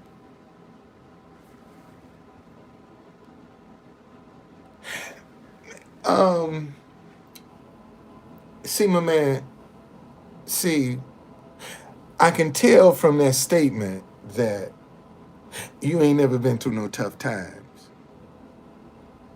See, I can tell from that statement you ain't never been through no tough times. Because when you're going through some shit, batteries in a smoke detector is the last motherfucking thing you're thinking about. When you don't know how you're going to put no food on the table. When that's an issue. See, you don't think about no motherfucking batteries in no, you cross your fingers. See, that's what you got to do. Cross your fingers and hope some shit don't happen. All right? When you're going through some shit. See, for you to make the statement that, they couldn't buy, man, couldn't even afford, couldn't even feed their family. So they got to decide between some batteries in a damn fire detector and putting some food on the table. What you think gonna win out? Now, I haven't heard about Philly. I know that man, that shit happen all the time. But what I'm trying to tell you is this. Okay, but Linda, but you see, Linda, it'll drive you crazy because all your needs are met. When you got a bunch of people staying in an apartment that's overcrowded, man, there's some needs there that they missing, man. They can't afford a lot of stuff. And they might disable. When black folk, when that shit go up and we ain't got no money, we'll unplug it and forget about it. Okay? No. See, because this is what we got to talk about, man. See, when your back is up against the wall, and you got to make a decision about what you gonna do. The last thing you thinking about is something like that. Because like I said, man, you crossing your fingers, praying and hoping nothing don't happen. You know that shit's wrong, but you crossing your finger and praying, man, don't do that. So I'm hoping that we gonna make it through this, and they didn't. They were well aware of it. Okay, they were well aware of it. You see, so no, don't you have a little when you find some people, man, that in an overcrowded situation like that, something is amiss. Something is amiss, And it's all about survival. Anytime you find an overcrowded situation, you're dealing with survival. Man, alley dwellings was a thing for us back in the day. See, let me share this with y'all. The Underground Railroad was nothing but a code system that was only known by us. Let me say that again. The Underground Railroad was nothing but a code system that was only known by us. Okay? We're the only ones that understood the code system. What do you mean, Truth Conductor? So back in the day, if you were coming to DC, I would tell you, man, go to Heron Hill or Good Hope, because rarely would you see a Georgiaman in either one of those places. What I just said, if you're trying to hide, go to Anacostia or Georgetown, because rarely would you see a Georgiaman who was the slave catcher. That was his nickname. See, the codes on the Underground Railroad was nothing but nicknames. That's all it was. Nickname. Like if you use the name Nat Turner on the Underground Railroad, they wouldn't trust you, because they don't know where you got your information from. Why is that, Truth Conductor? Because Nathaniel means God sent. And he was hanged in Jerusalem, Virginia. So when you say Nathaniel Turner, that was the correct code. But if you said Nat Turner, that was as far as you got. And the Underground Railroad was nothing but organized crime. That's all the Underground Railroad was. Because in the 1850 Fugitive Slave Act, if a white person was guilty of helping a black person escape to freedom, that was treason. And you know what that was? Death. See, under the 1850 Fugitive Slave Act, any white person found guilty of helping a black person escape, that was treason. That's what that was. That was treason. And that was death. Okay? Go back and read the 1850. If you think I'm lying, read the 1850 Fugitive Slave. See, I just put a wrinkle on somebody's brain, because a lot of y'all probably ain't never heard of the 1850 Fugitive Slave Act. And in that act, man, black people couldn't even defend themselves. They couldn't speak up for themselves in court. They had no rights under the 1850 Fugitive Slave Act. See, because the Underground Railroad was yeah, I have. See, the Underground Railroad was organized crime. And the first Fugitive Slave Act, it wasn't, I don't forgot the year. I got it on the top of my head, but I just had a senior moment, because I'll be 69 next week. So I just had a senior moment. I had the date in my head, but it'll come back to me. But the first Fugitive Slave Act didn't require you to send back. Didn't require you to send back the slaves. But the 1850 Fugitive Slave Act, you had to send them back, buddy. See, that's when they made law enforcement.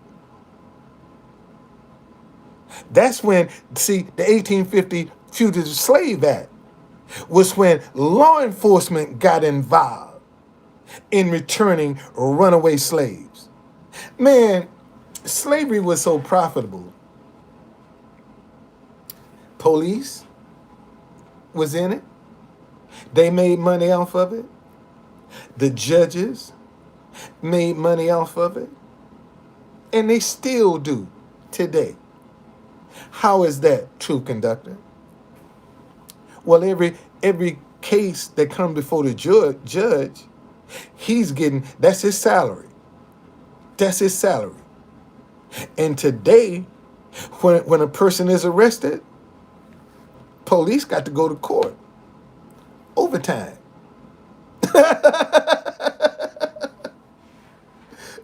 See, they was before they would get $5, $10 before for bringing slaves in and send the police.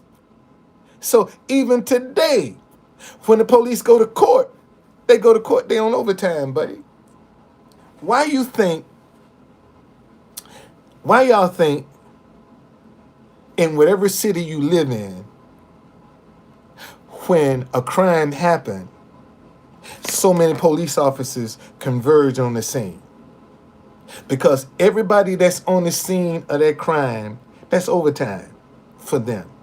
They're now a witness. They got to go to court. Even if they're never called, they go to court. That's overtime. Okay? That's overtime for them. And man, I told you, I used to vend at Judiciary Square. And man, I would get down there sometime at 3:30, 4 o'clock in the morning.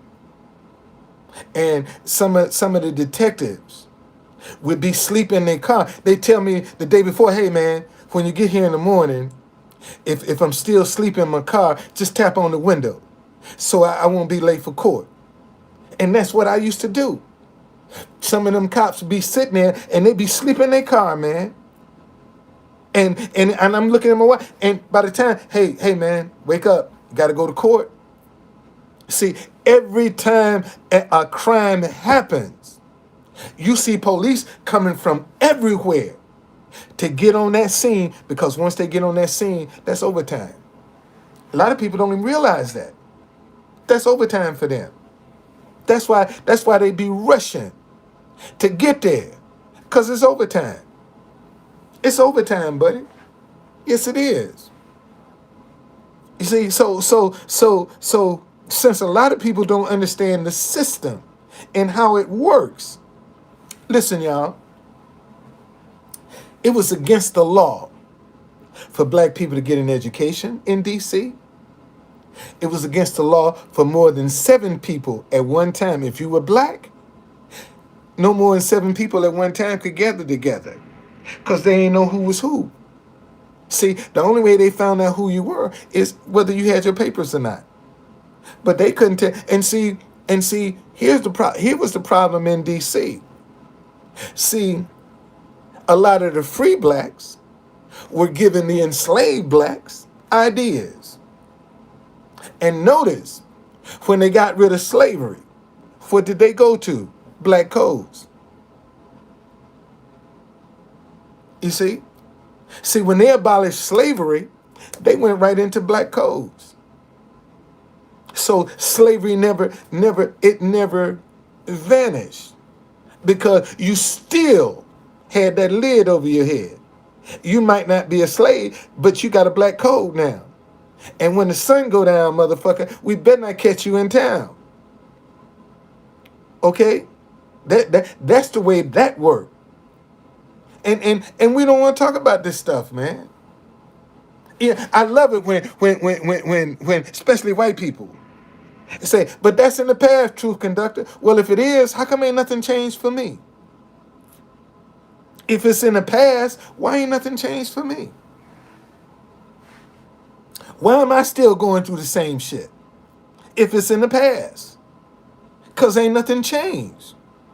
That's why. Nothing has changed. All right? Man, some of y'all need to go back and look at the Red Summer riots of 1919.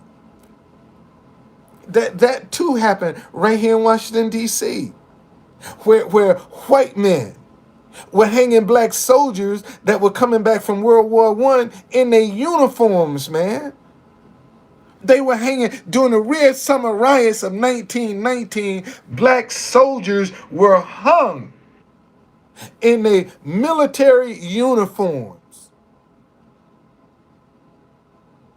And D.C. is the only city in the Red Summer riots that had more white casualties than black.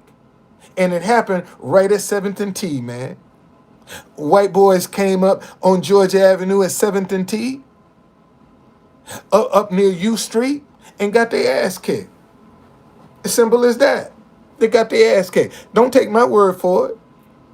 Read the Red Summer Riots of 1919. And see, my thing is this. Yeah, they hung black soldiers in their uniform in the Red Summer Riots of 1919. You know, I mean, man, hangings were like going to church for white folk. They dress up to go see a black man hang and burn. They literally put on their Sunday best to go witness that. No, the white ones weren't hung. The black soldiers. This was the Red Summer Riots of 1919. This is when white men were going throughout the country, man, attacking black men, attacking the black neighborhood, terrorizing them.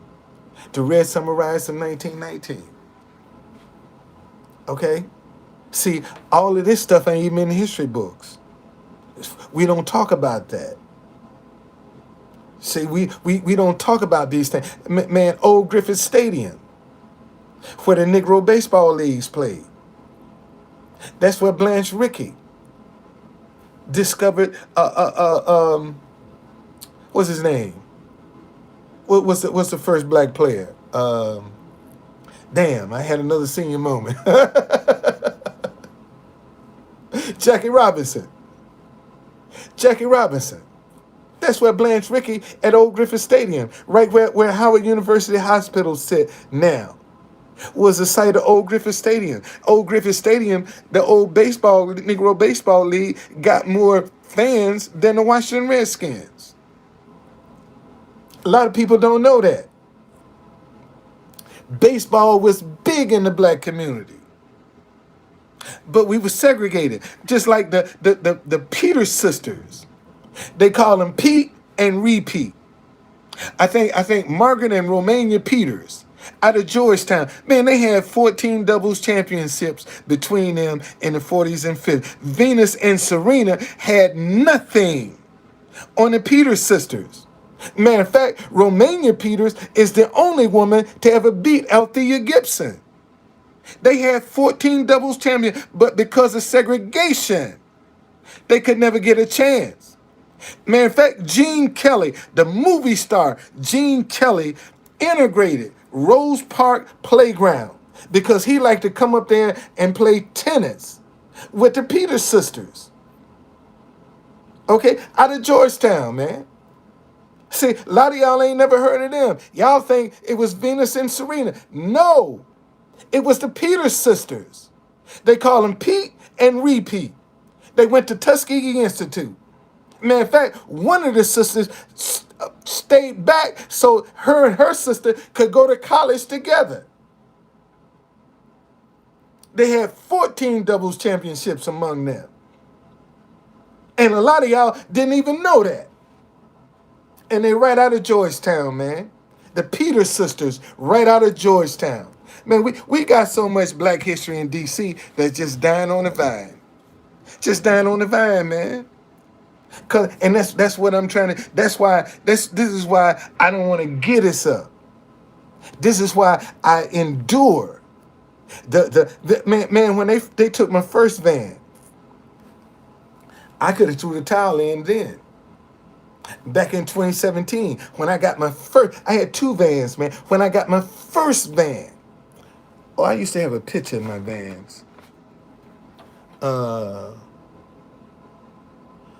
Next time I come, I'm gonna get my pictures together. I'm gonna show you. I had a 2014 Mercedes Sprinter that I kept waxed. And I was always dressed like this. Okay, I always was dressed like this. And I had a 2015 Ford Transit van. And lost both of them, man. You know, because I couldn't get no business. And see, I did the back black. Let me tell y'all something. When they first took my vans, when I first got my vans, man, I was hurt. I was crushed. When they first took my van, man, I was crushed, man. That crushed me. Because I took pride in my vehicles. It crushed me, man. And this guy named Joe Loba, Loba Tours. Joe called me up one day, say, Captain Buddy, where you been? I said, Joe, they repossessed my vehicles. He said, how come you didn't say something? I said, well, it is what it is, man. He said, well, will you help me? I said, sure, I'll help you, man. I'll help you. He said, okay. He said, well, come meet me at the hotel. I'm going to give you a key to my 12 passenger and my 15 passenger van. And whenever you need them, this is where they are. Go get them. Man, I did this guy's tours so good. He called me up one day. He said, you know what? Take the 12 passenger, take it home. Every time I need you, you can come right away. Okay, just take the car home. There's a gas card on the side door in the little pouch. Okay, that's where the gas card is. He said, but take the van home. Man, for 2 years, I drove that van. I ain't had to put no gas in it. I didn't have to do no maintenance, and did his tours and my tours. That's how I survived.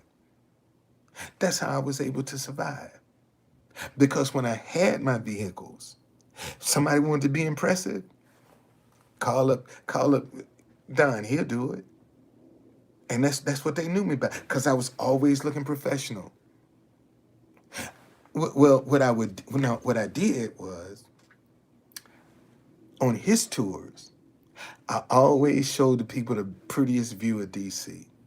That was on my tour. I'm the only tour company in Washington, D.C. that can show you the prettiest view of the city, day and night. Man, and that's what Chuck Brown got at the Panorama Room.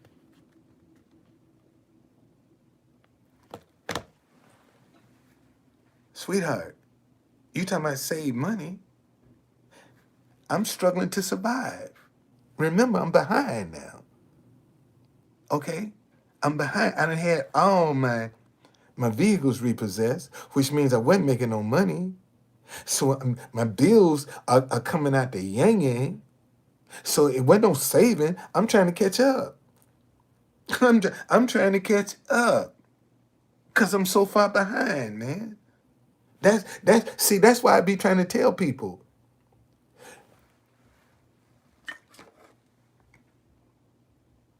Well, see, I understand where you're coming from. I understand everything you're saying. But what I'm trying to tell you is, because I did his tours so good, wasn't no money transaction between us. I got his van that I can drive every day. I got it. So we balancing stuff out. I do his tours, it's on the book. Then my tours will cancel out when I do my tours, it's gonna cancel out whatever is on the book. So ain't no money. That's what I'm trying to tell y'all. See, that's what y'all don't understand. I got his van. I'm doing his tour. He's not paying me. Okay? He's not paying me, but he's allowing me to use his vehicle. And I ain't got to pay for no gas, and I ain't got to pay. So the money I'm getting is from tips. That's how I'm making my money, is from the people that's tipping me. Because between me and him, there's no exchange of cash. Okay? There's no exchange because I'm using his vehicle every day. All right? I'm using his truck every day. He's paying all of the maintenance, all of the gas. So ain't no this. Okay? When I need you to do a tour, come right away. See, so when he called me, I can't say, hey man, I can't come right now. What time you need me there? Okay? Well, when people, but see, that's what I'm trying to tell you. My tours were like spotty. If I had something where I was where business was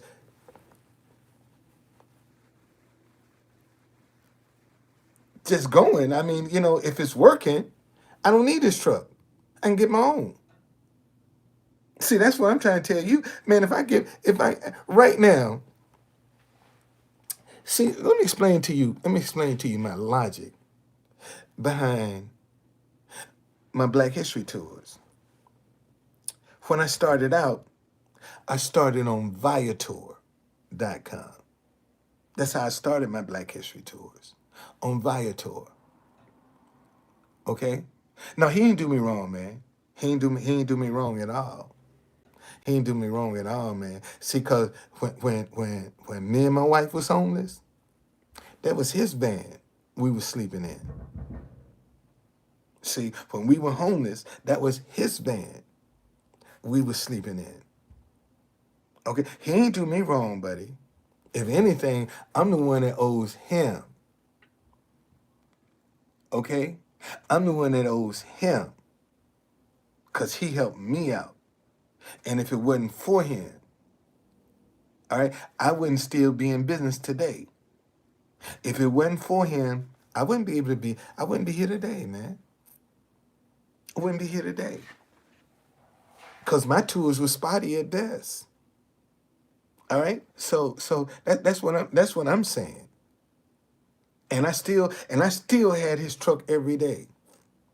Still had his truck every day. Every day I had his truck for 2 years, man. I drove that truck. Didn't put no gas, no maintenance, no nothing. All I did was bang out his damn tours. I did his tours so good, and he was getting rave reviews. That's how I did. Okay. So no. If anything, I got over on him. If anything, I'm the one that came out fat. Not him. I came out fat. Okay, because I had access to the truck, and I ain't had to pay nothing. I ain't had to pay nothing. All I had to do was be good at what I did. No, I don't. I gave it back to him, man. I gave it back right before the pandemic, 2019, man. See, here, man. Yeah, thank you. And that's it. That's how it is now. And now, when somebody book a tour, I just go rent a van. No, I, absolutely not. No, man. I got my man. See. If I'm walking around with my dick in my hand, I ain't going nowhere. See, that's the problem. Too many people walk around with their dicks in their hands, and they ain't got nothing on their head. See, and that's the problem. If I don't never get no more pussy in my life, I done had enough, man. In my 69 years, if I don't get another drop, I done had enough in my lifetime to satisfy me. I'm trying to leave something now. A legacy is what I'm working on now. I can't leave a legacy holding on to my dick. I just can't do it.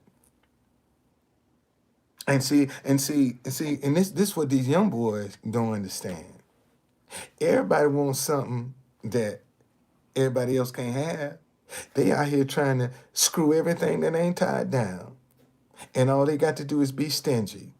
And women will be beating their dough down. That's all. I mean, dude got some good dick. Man, don't spread it around. Hold on to it. They'll beat you down. They come that same way with a woman. Man, everybody want a woman they can't give. See, them easy women, they don't mean shit. But that woman that can keep her legs closed, shit, dudes they'll climb Mount Everest just to try to get her to open up her legs. Cause she won't. Everybody wants something they can't get. And that's the secret. Be hard to get. See, I can talk shit because I'm hard to get. I ain't easy. See, that's what that's all about. Because I know better. I know better. Okay? I know better. So that okay, that's how, that's the way I see it now, man. That's how I look at it now. See, I told y'all, man, I want to be the biggest giver.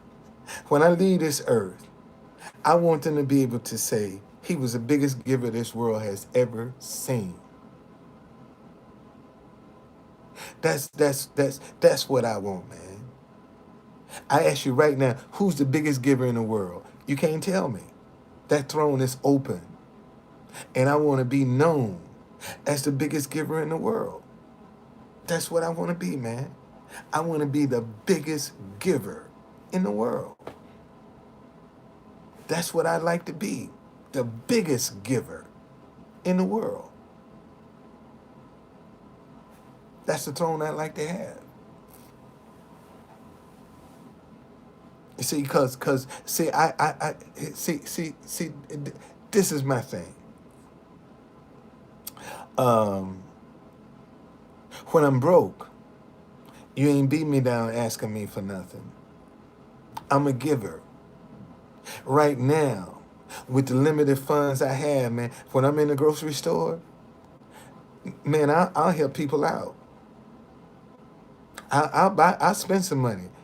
If it's not, but give them 10, 20, $25 toward their grocery, or I pay for it. See, I try to do that now. In the state that I'm in now, I give. See, that's what I believe in, helping people. See, all of these folk that are rich and living in these gated communities, man, fuck you. I ain't living in no gated community. If I can afford it, I'll pay some cops to come and sit outside on my block overtime. Sit there, pay you $50 an hour. Cause I can afford it. Sit there on the block, make sure the whole neighborhood is safe. See, I ain't gotta worry about you coming around my house. When I got an off-duty police officer sitting there, cause I'm paying the motherfucker, cause I can afford it. See, I ain't got to live in no gated community. Okay? That's if I got the wherewithal, put a cop outside. And see, and all you got to do is get 2, 3 of them that can run 24 hours a day. You think they wouldn't want to come make $50 an hour when I can afford it? I can pay them $50 an hour. Sit outside my house. I ain't going no gated community, motherfucker. You ain't scaring me like that. And if you come over here, they let them take care of your ass. Cause they off duty. See, that's how I address that. I don't have to move out the community. And the only thing I got to do is just keep the money coming in. That's all I got to do. Keep the money coming in. So I can help somebody else. And shit, DC is bad. DC ain't, y'all, listen, if you didn't know, Washington, D.C. ain't but 10 square miles. If you did not know, by law, D.C. can only be 10 square miles. A lot of y'all didn't even know that. But by law, we can only be 10 square miles. So we're landlocked. Okay, we landlocked. Man, I got to listen. Oh shit, it's 6 o'clock. I got to call and see if my starter is there, cause I'm getting a new starter to put on my car, and he told me to call back around 6 o'clock to see if it was there. But I just thought I'd share you this. See. Let me tell y'all my driving for what drives me. This is what drives me. My kids will be 39 and 38 this year. Last time I saw my kid's mother, they were 2 and 3 years old. I ain't seen my kid's mother since they was 2 and 3 years old. I don't know if she's dead or alive. She got out, she stayed out. And that has been the hurting part, that she never came back and say happy birthday, Merry Christmas. None. Hey, what's going on, Mario? None of that. And after a while, when I saw that she wasn't interested, my personal life and my children was separate. I did a whole lot of fucking between midnight and 6 o'clock in the morning when my kids was in the bed. See, when I was out making my runs to get my groove on, my kids was in the bed. Okay? They were in the bed. And when they woke up, Daddy was in the house.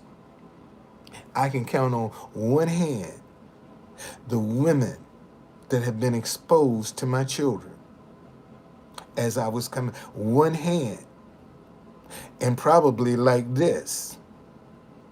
That's about all of the women that have been exposed to my children when they were growing up. Everybody knew I was a single dad. And see, when I was a single father back in the 80s, shit, they demonized my ass. What? What you do, man? That woman go off and leave you with 2 children.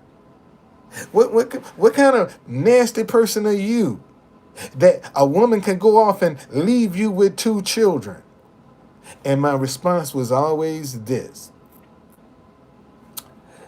Everybody, just like everybody ain't no dad, everybody ain't cut out to be a mama. I don't know nothing about baby mama's drama. Yeah, I got a wife now. They got a stepmom now.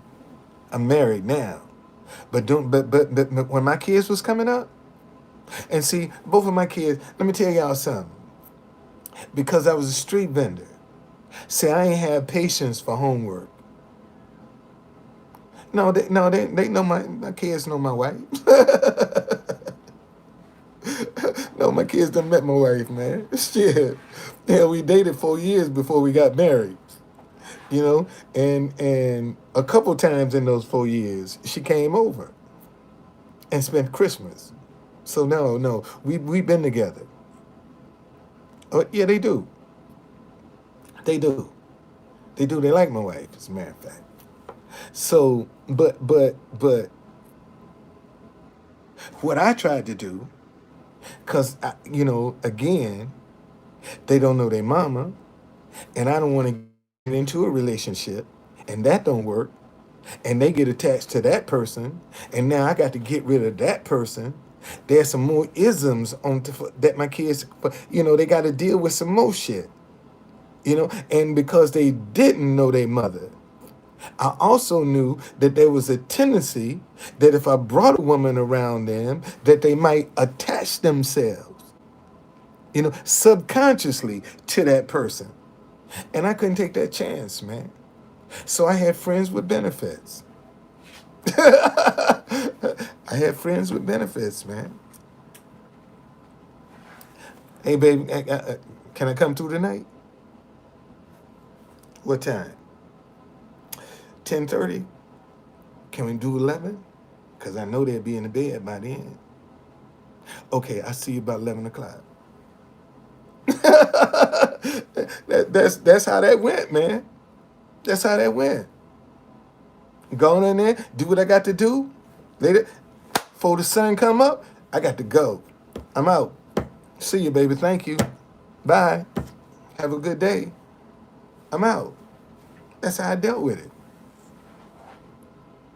Okay? Oh, no, I ain't worried about it. I won't be able to do anything tonight anyway. It's dark out here, so I get it. I get it. Yeah, we all need friends, man, and that's what I used to do. That's how I made it, man. That's how I made it. That's I'm telling y'all. And the particular friend that I had um, when we first started, she was just a regular old person. Then she went into the ministry.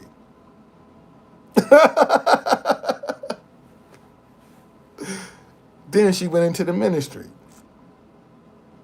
And every now and then, I still got a chance to hit that booty. Sure did. Sure did. Yes, I did. She feel guilty about it, but we had fun. And that was it.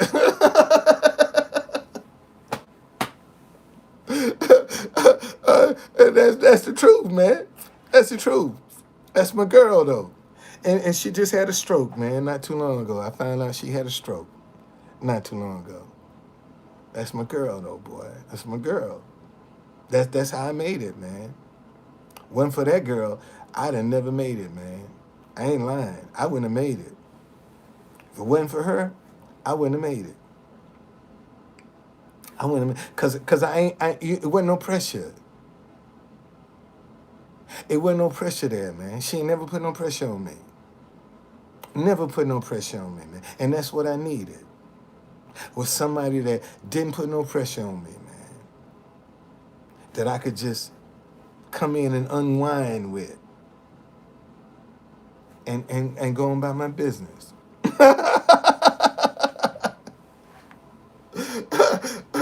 So that's I'm just telling you.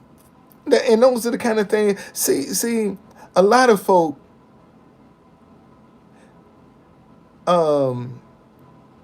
come out and get in relationship knowing damn well they ain't ready for no relationship. They horny, and they just want to scratch that itch. And they come out and they get in these relationships, get that itch scratched, and then they break up.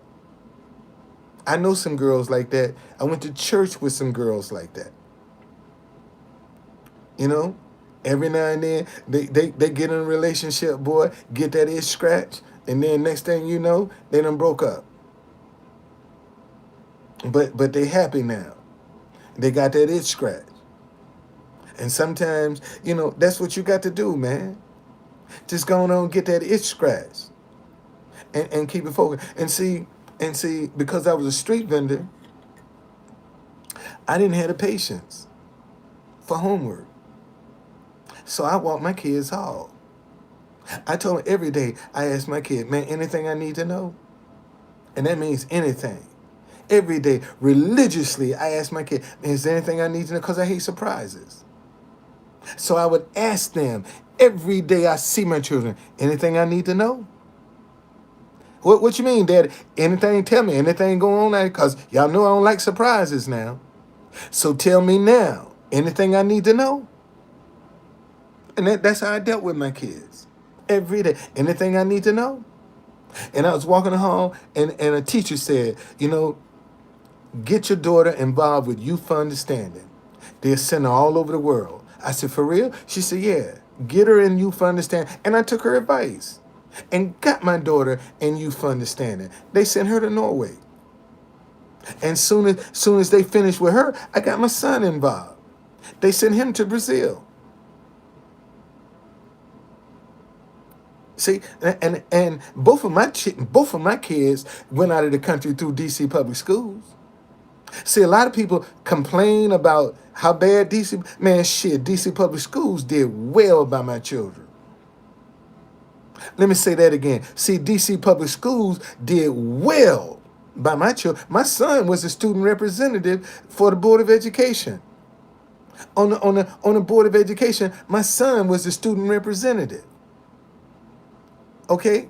For DC on the Board of Education. And they went all over the country too. All right? So I just walked the halls, man. And stayed on top of whatever my kids needed help with, I found the help. Because that was easier for me. Because if I helped them, I'd give them a learning disability. Because they ain't got no patience. See, I knew the fact that I didn't have patience with my children could mess them up when it comes. Because I'm gonna be irritable. You know, so it was easy for me to get them help. Somebody that enjoy tutoring. That's what I did. I went and found tutors, man, to get my kid the help they need. Because I ain't had the patience. Man, DC Public Schools did well by my children. Okay? DC Public Schools did well by my children. That's all I can say. Cause I was walking them halls, buddy. I don't give a fuck what you do to somebody else's, but you gonna do right by mine. Cause I'm gonna be in here to make sure you doing right by mine. You see, that's how I approach that, man. Y'all gonna do right by my children. Okay? And they did right by them too, because they know I wasn't bullshit. They, we had this superintendent by the name of Mr. Vance. He came from Silver Spring to DC, and he was over the school system when my son ran for his seat on the school board. So what happened? My son went through the whole process. And ran unopposed, filed all his paperwork, did everything, was unopposed. So the day that we supposed to go in, a young kid that they was going to install him in the position, a young kid came in from another school and had 10 classmates with him. And they opened the floor back up for voting. And he won. And hadn't done none of the paperwork. He done none of the pre-paperwork that my son. I said, oh no, y'all ain't fucking over my child like that. That's not happening. And they had a school board meeting at Ballou High School. And I went into the meeting. I got up to the microphone. And I told Mr. Vance, I said, look, sir, I really don't care what you do with other children, but you ain't gonna fuck over my child. My child ran unopposed for the school board, and they screwed him out of his position. And I said, sir, you're gonna wake up in your sleep, and you're gonna see my face. And a school board member, William Lofton, was sitting next to him, punching him, saying, don't mess with him. Man, don't you know they ended up putting both of those kids on the school board? And right now, today, DC Board of Education has 2 students that are on the Board of Education because of my fight for my son. That's how 2 students now sit on the Board of Education in DC because they tried to screw over my son, who did everything correctly. And another kid came in with his posse. And now y'all gonna put both of them, they seated both of them. And to this day, I think that was 2001, 20 years later, still 2 students sitting on the Board of Education because of my fight for my son. That's how them 2 students got there. So you see, I was involved. Man, Franklin Smith used to be the superintendent of DC Public Schools. We clashed like this. Me and Franklin Smith clashed like this. Okay? That's how we clashed, man. Because he came in here fucking over some kids. And it was only until right before he got ready to leave that I found out me and him was in the same fraternity. And we clashed like this.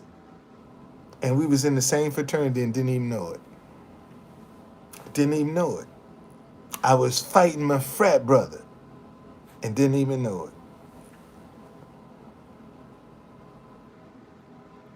Okay? Didn't even know it, man. So, You know, I got my bruises.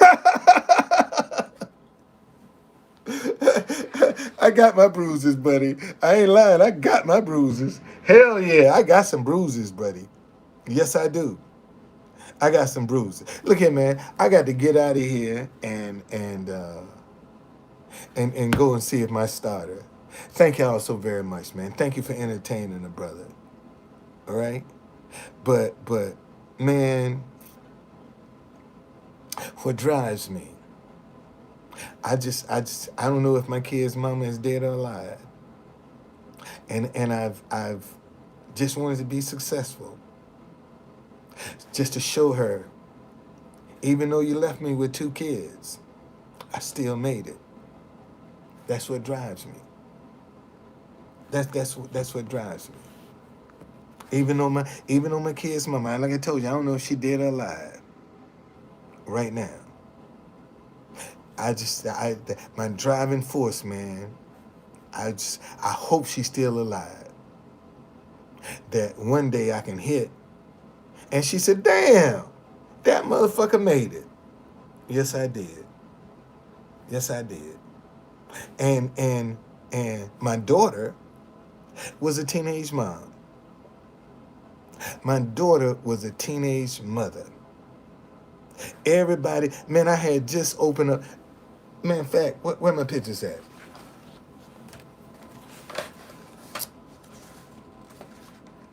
I had that's my mama, that's my son. I had just opened up the African tabletop. Everybody knew my daughter. After I lasted here for about 7 months, and I focused in on this. Man, I was in here night and day trying to make this joint work. I was in there night and day, man. Sometimes I ain't get home until midnight trying to make this shop work. And everybody knew my daughter was pregnant but me. I ain't know she was pregnant. When my daughter had my grandson, man, I was hot as fish grease. I'm serious. When my daughter had my grandson, man, I was hot as motherfucking fish grease. But boy, that girl has done one hell of a job with my grandson. My grandson is going to be one of the best trumpet players this world has ever seen. His great aunt is Roberta Flack. I couldn't tell, man. Remember, I'm working. See, I ain't at home. I ain't in the house like that. So I didn't, and by the time I got home, she was asleep. See, by the time I got there, she was asleep. And then she'd be out the house before I get up. So I kept missing her. But boy, when she, like I said, Roberta Flack's nephew, may he rest in peace. He just died last year. You know, he went to the gas station, man, and slumped over the steering wheel, 40-something years old. And somebody said, "Man, y'all need to check on that man. He slumped over the steering wheel," and he was dead. He was dead. And my grandson got his ashes right now. Roberta Flack's nephew. Sure is. And she don't have nothing to do with my grandson. Don't even know my grandson. And my grandson is the last Flack. My grandson is the last Flack. Ain't no more Flack men. Because his daddy is dead. He's the last Flack. He's the last Flack. And I told him, I said, "Boy, you need to do an album, Flack on Flack. Do that album. Because if it wasn't for the foundation she done laid from you, you wouldn't be able to walk on it behind her. She done laid a hell of a foundation for you, son. You got her last name. So you can, and he's talented. First time I saw my grandson play trumpet, I looked at my daughter and said, "Who the fuck is that?" First time I saw my grandson play trumpet, I asked my daughter, I said, who the fuck is that? I didn't recognize the kid. He was just that good. Man, I'm gonna show y'all. I'm gonna show y'all this. Let me show y'all this, um, and then I'll go. But when he went to uh, Duke Ellington School of the Arts. Is where he graduated from, right? So they had this competition. They was giving away the scholarship, and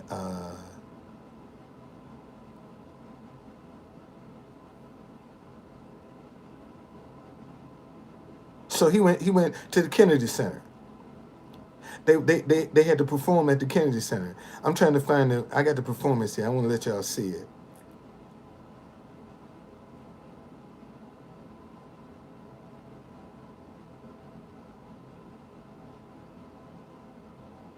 Oh, I know I can find it. Hold on.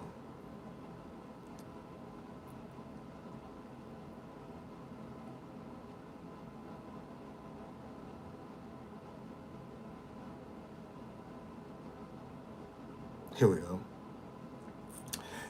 This my grandson. I'm gonna show y'all this concert he did. Donnie Simpson,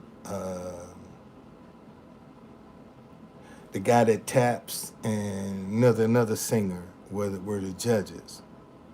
My grandson won second place. An opera singer beat my grandson out. Okay, but man, let me show y'all. Let me show y'all this performance by my grandson.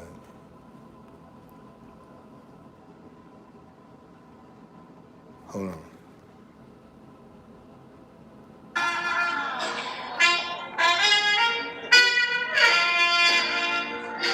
Good Lord.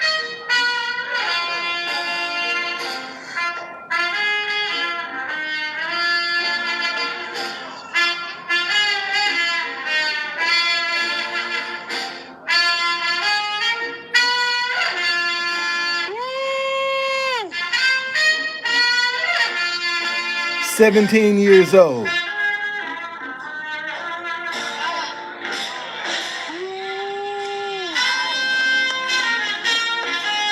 Good Lord. That is my boo. Yeah. I love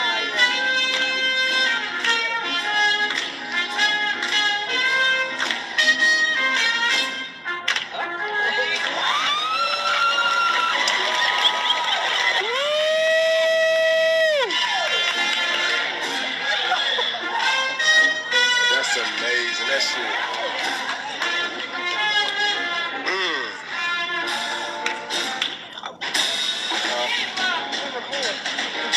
Tell me that. They don't want to record. They wanted the stewardess tell me yet? No one knows. Okay. Oh my goodness. I'll just put out for the stewardess.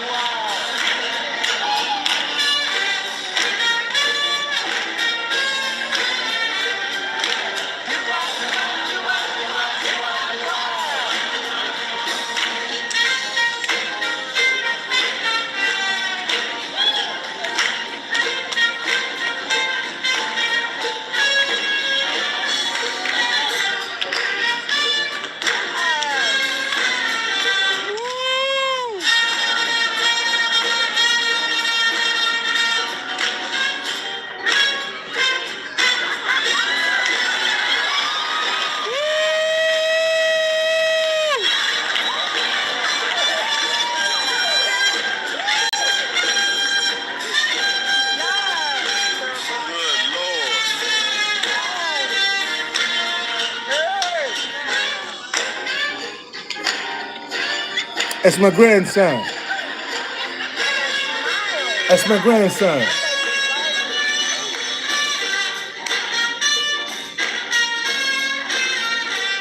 And that's 17 years old.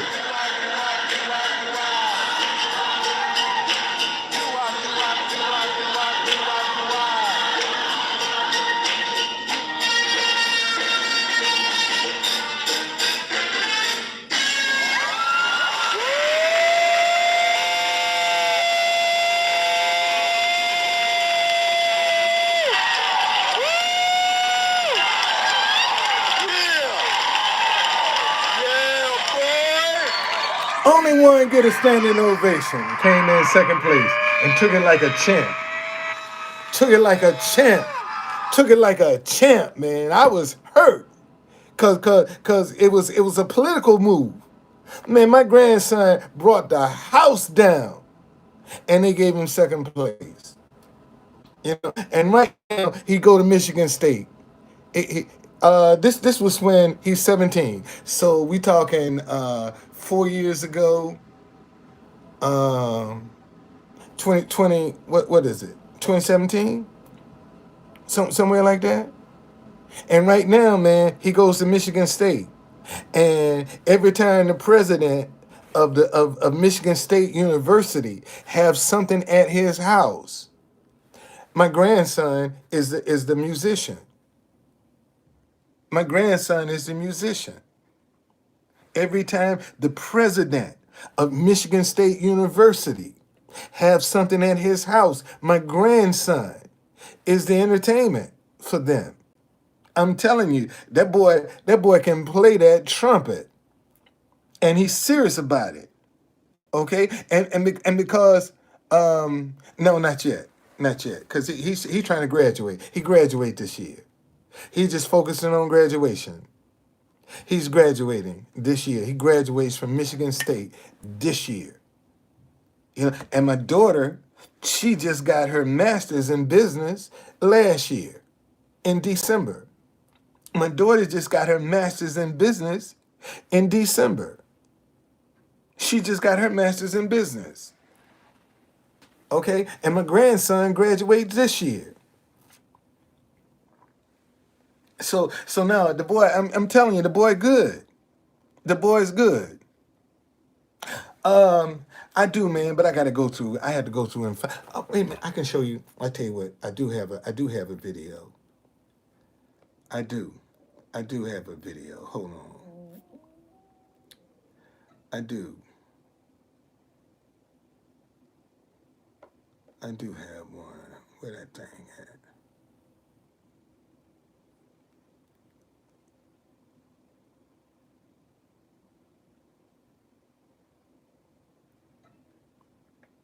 Where you at, Jeremiah?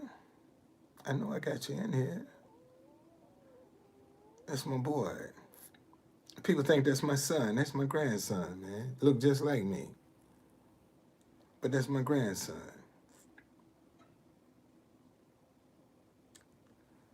Where you at, Jeremiah? I got you in here.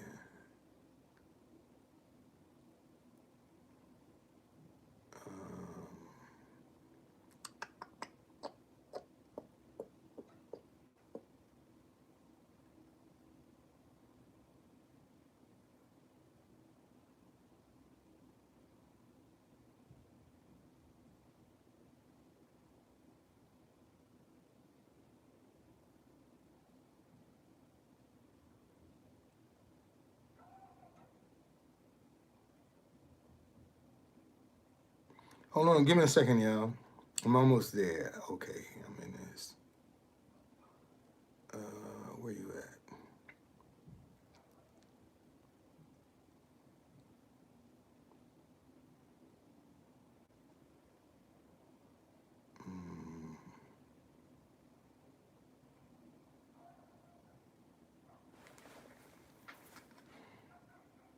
Give me a second, y'all. Got a lot of videos here.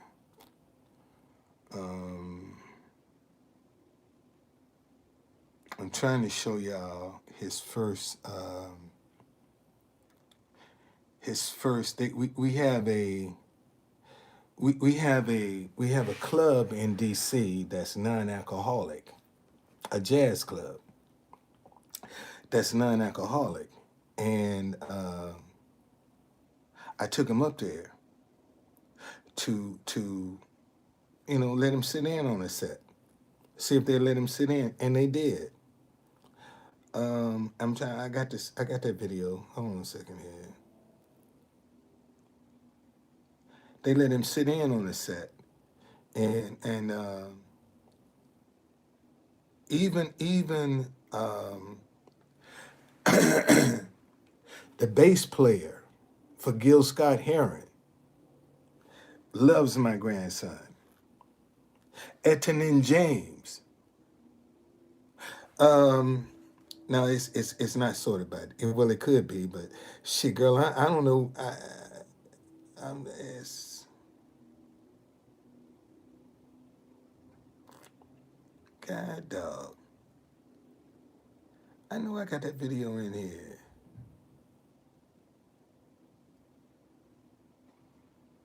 I ain't finding it. I know it's in here. That's not it.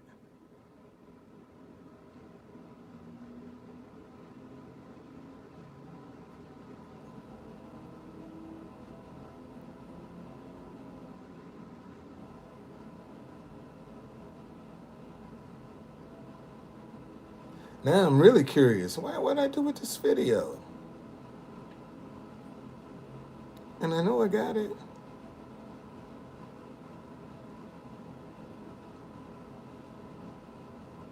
I know I got it. And I can't find it. What I'm gonna do? I have some videos of him playing. What I will do is I'll get him and set him aside, and come back and let y'all see him. That video should be right in here. Why am I not seeing it? This is where you're supposed to be, right in here. Ah, got it. Hold on a second, y'all. Hold on a second. All right, so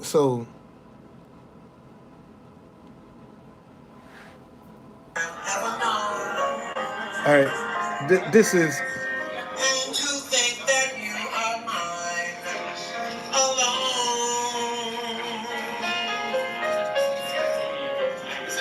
This is the first jazz club my grandson went.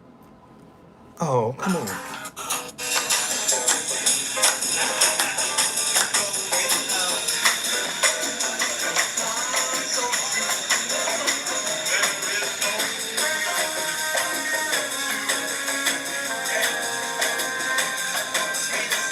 Oh, you know what? That's right. I can post. Yeah, let me post that on my.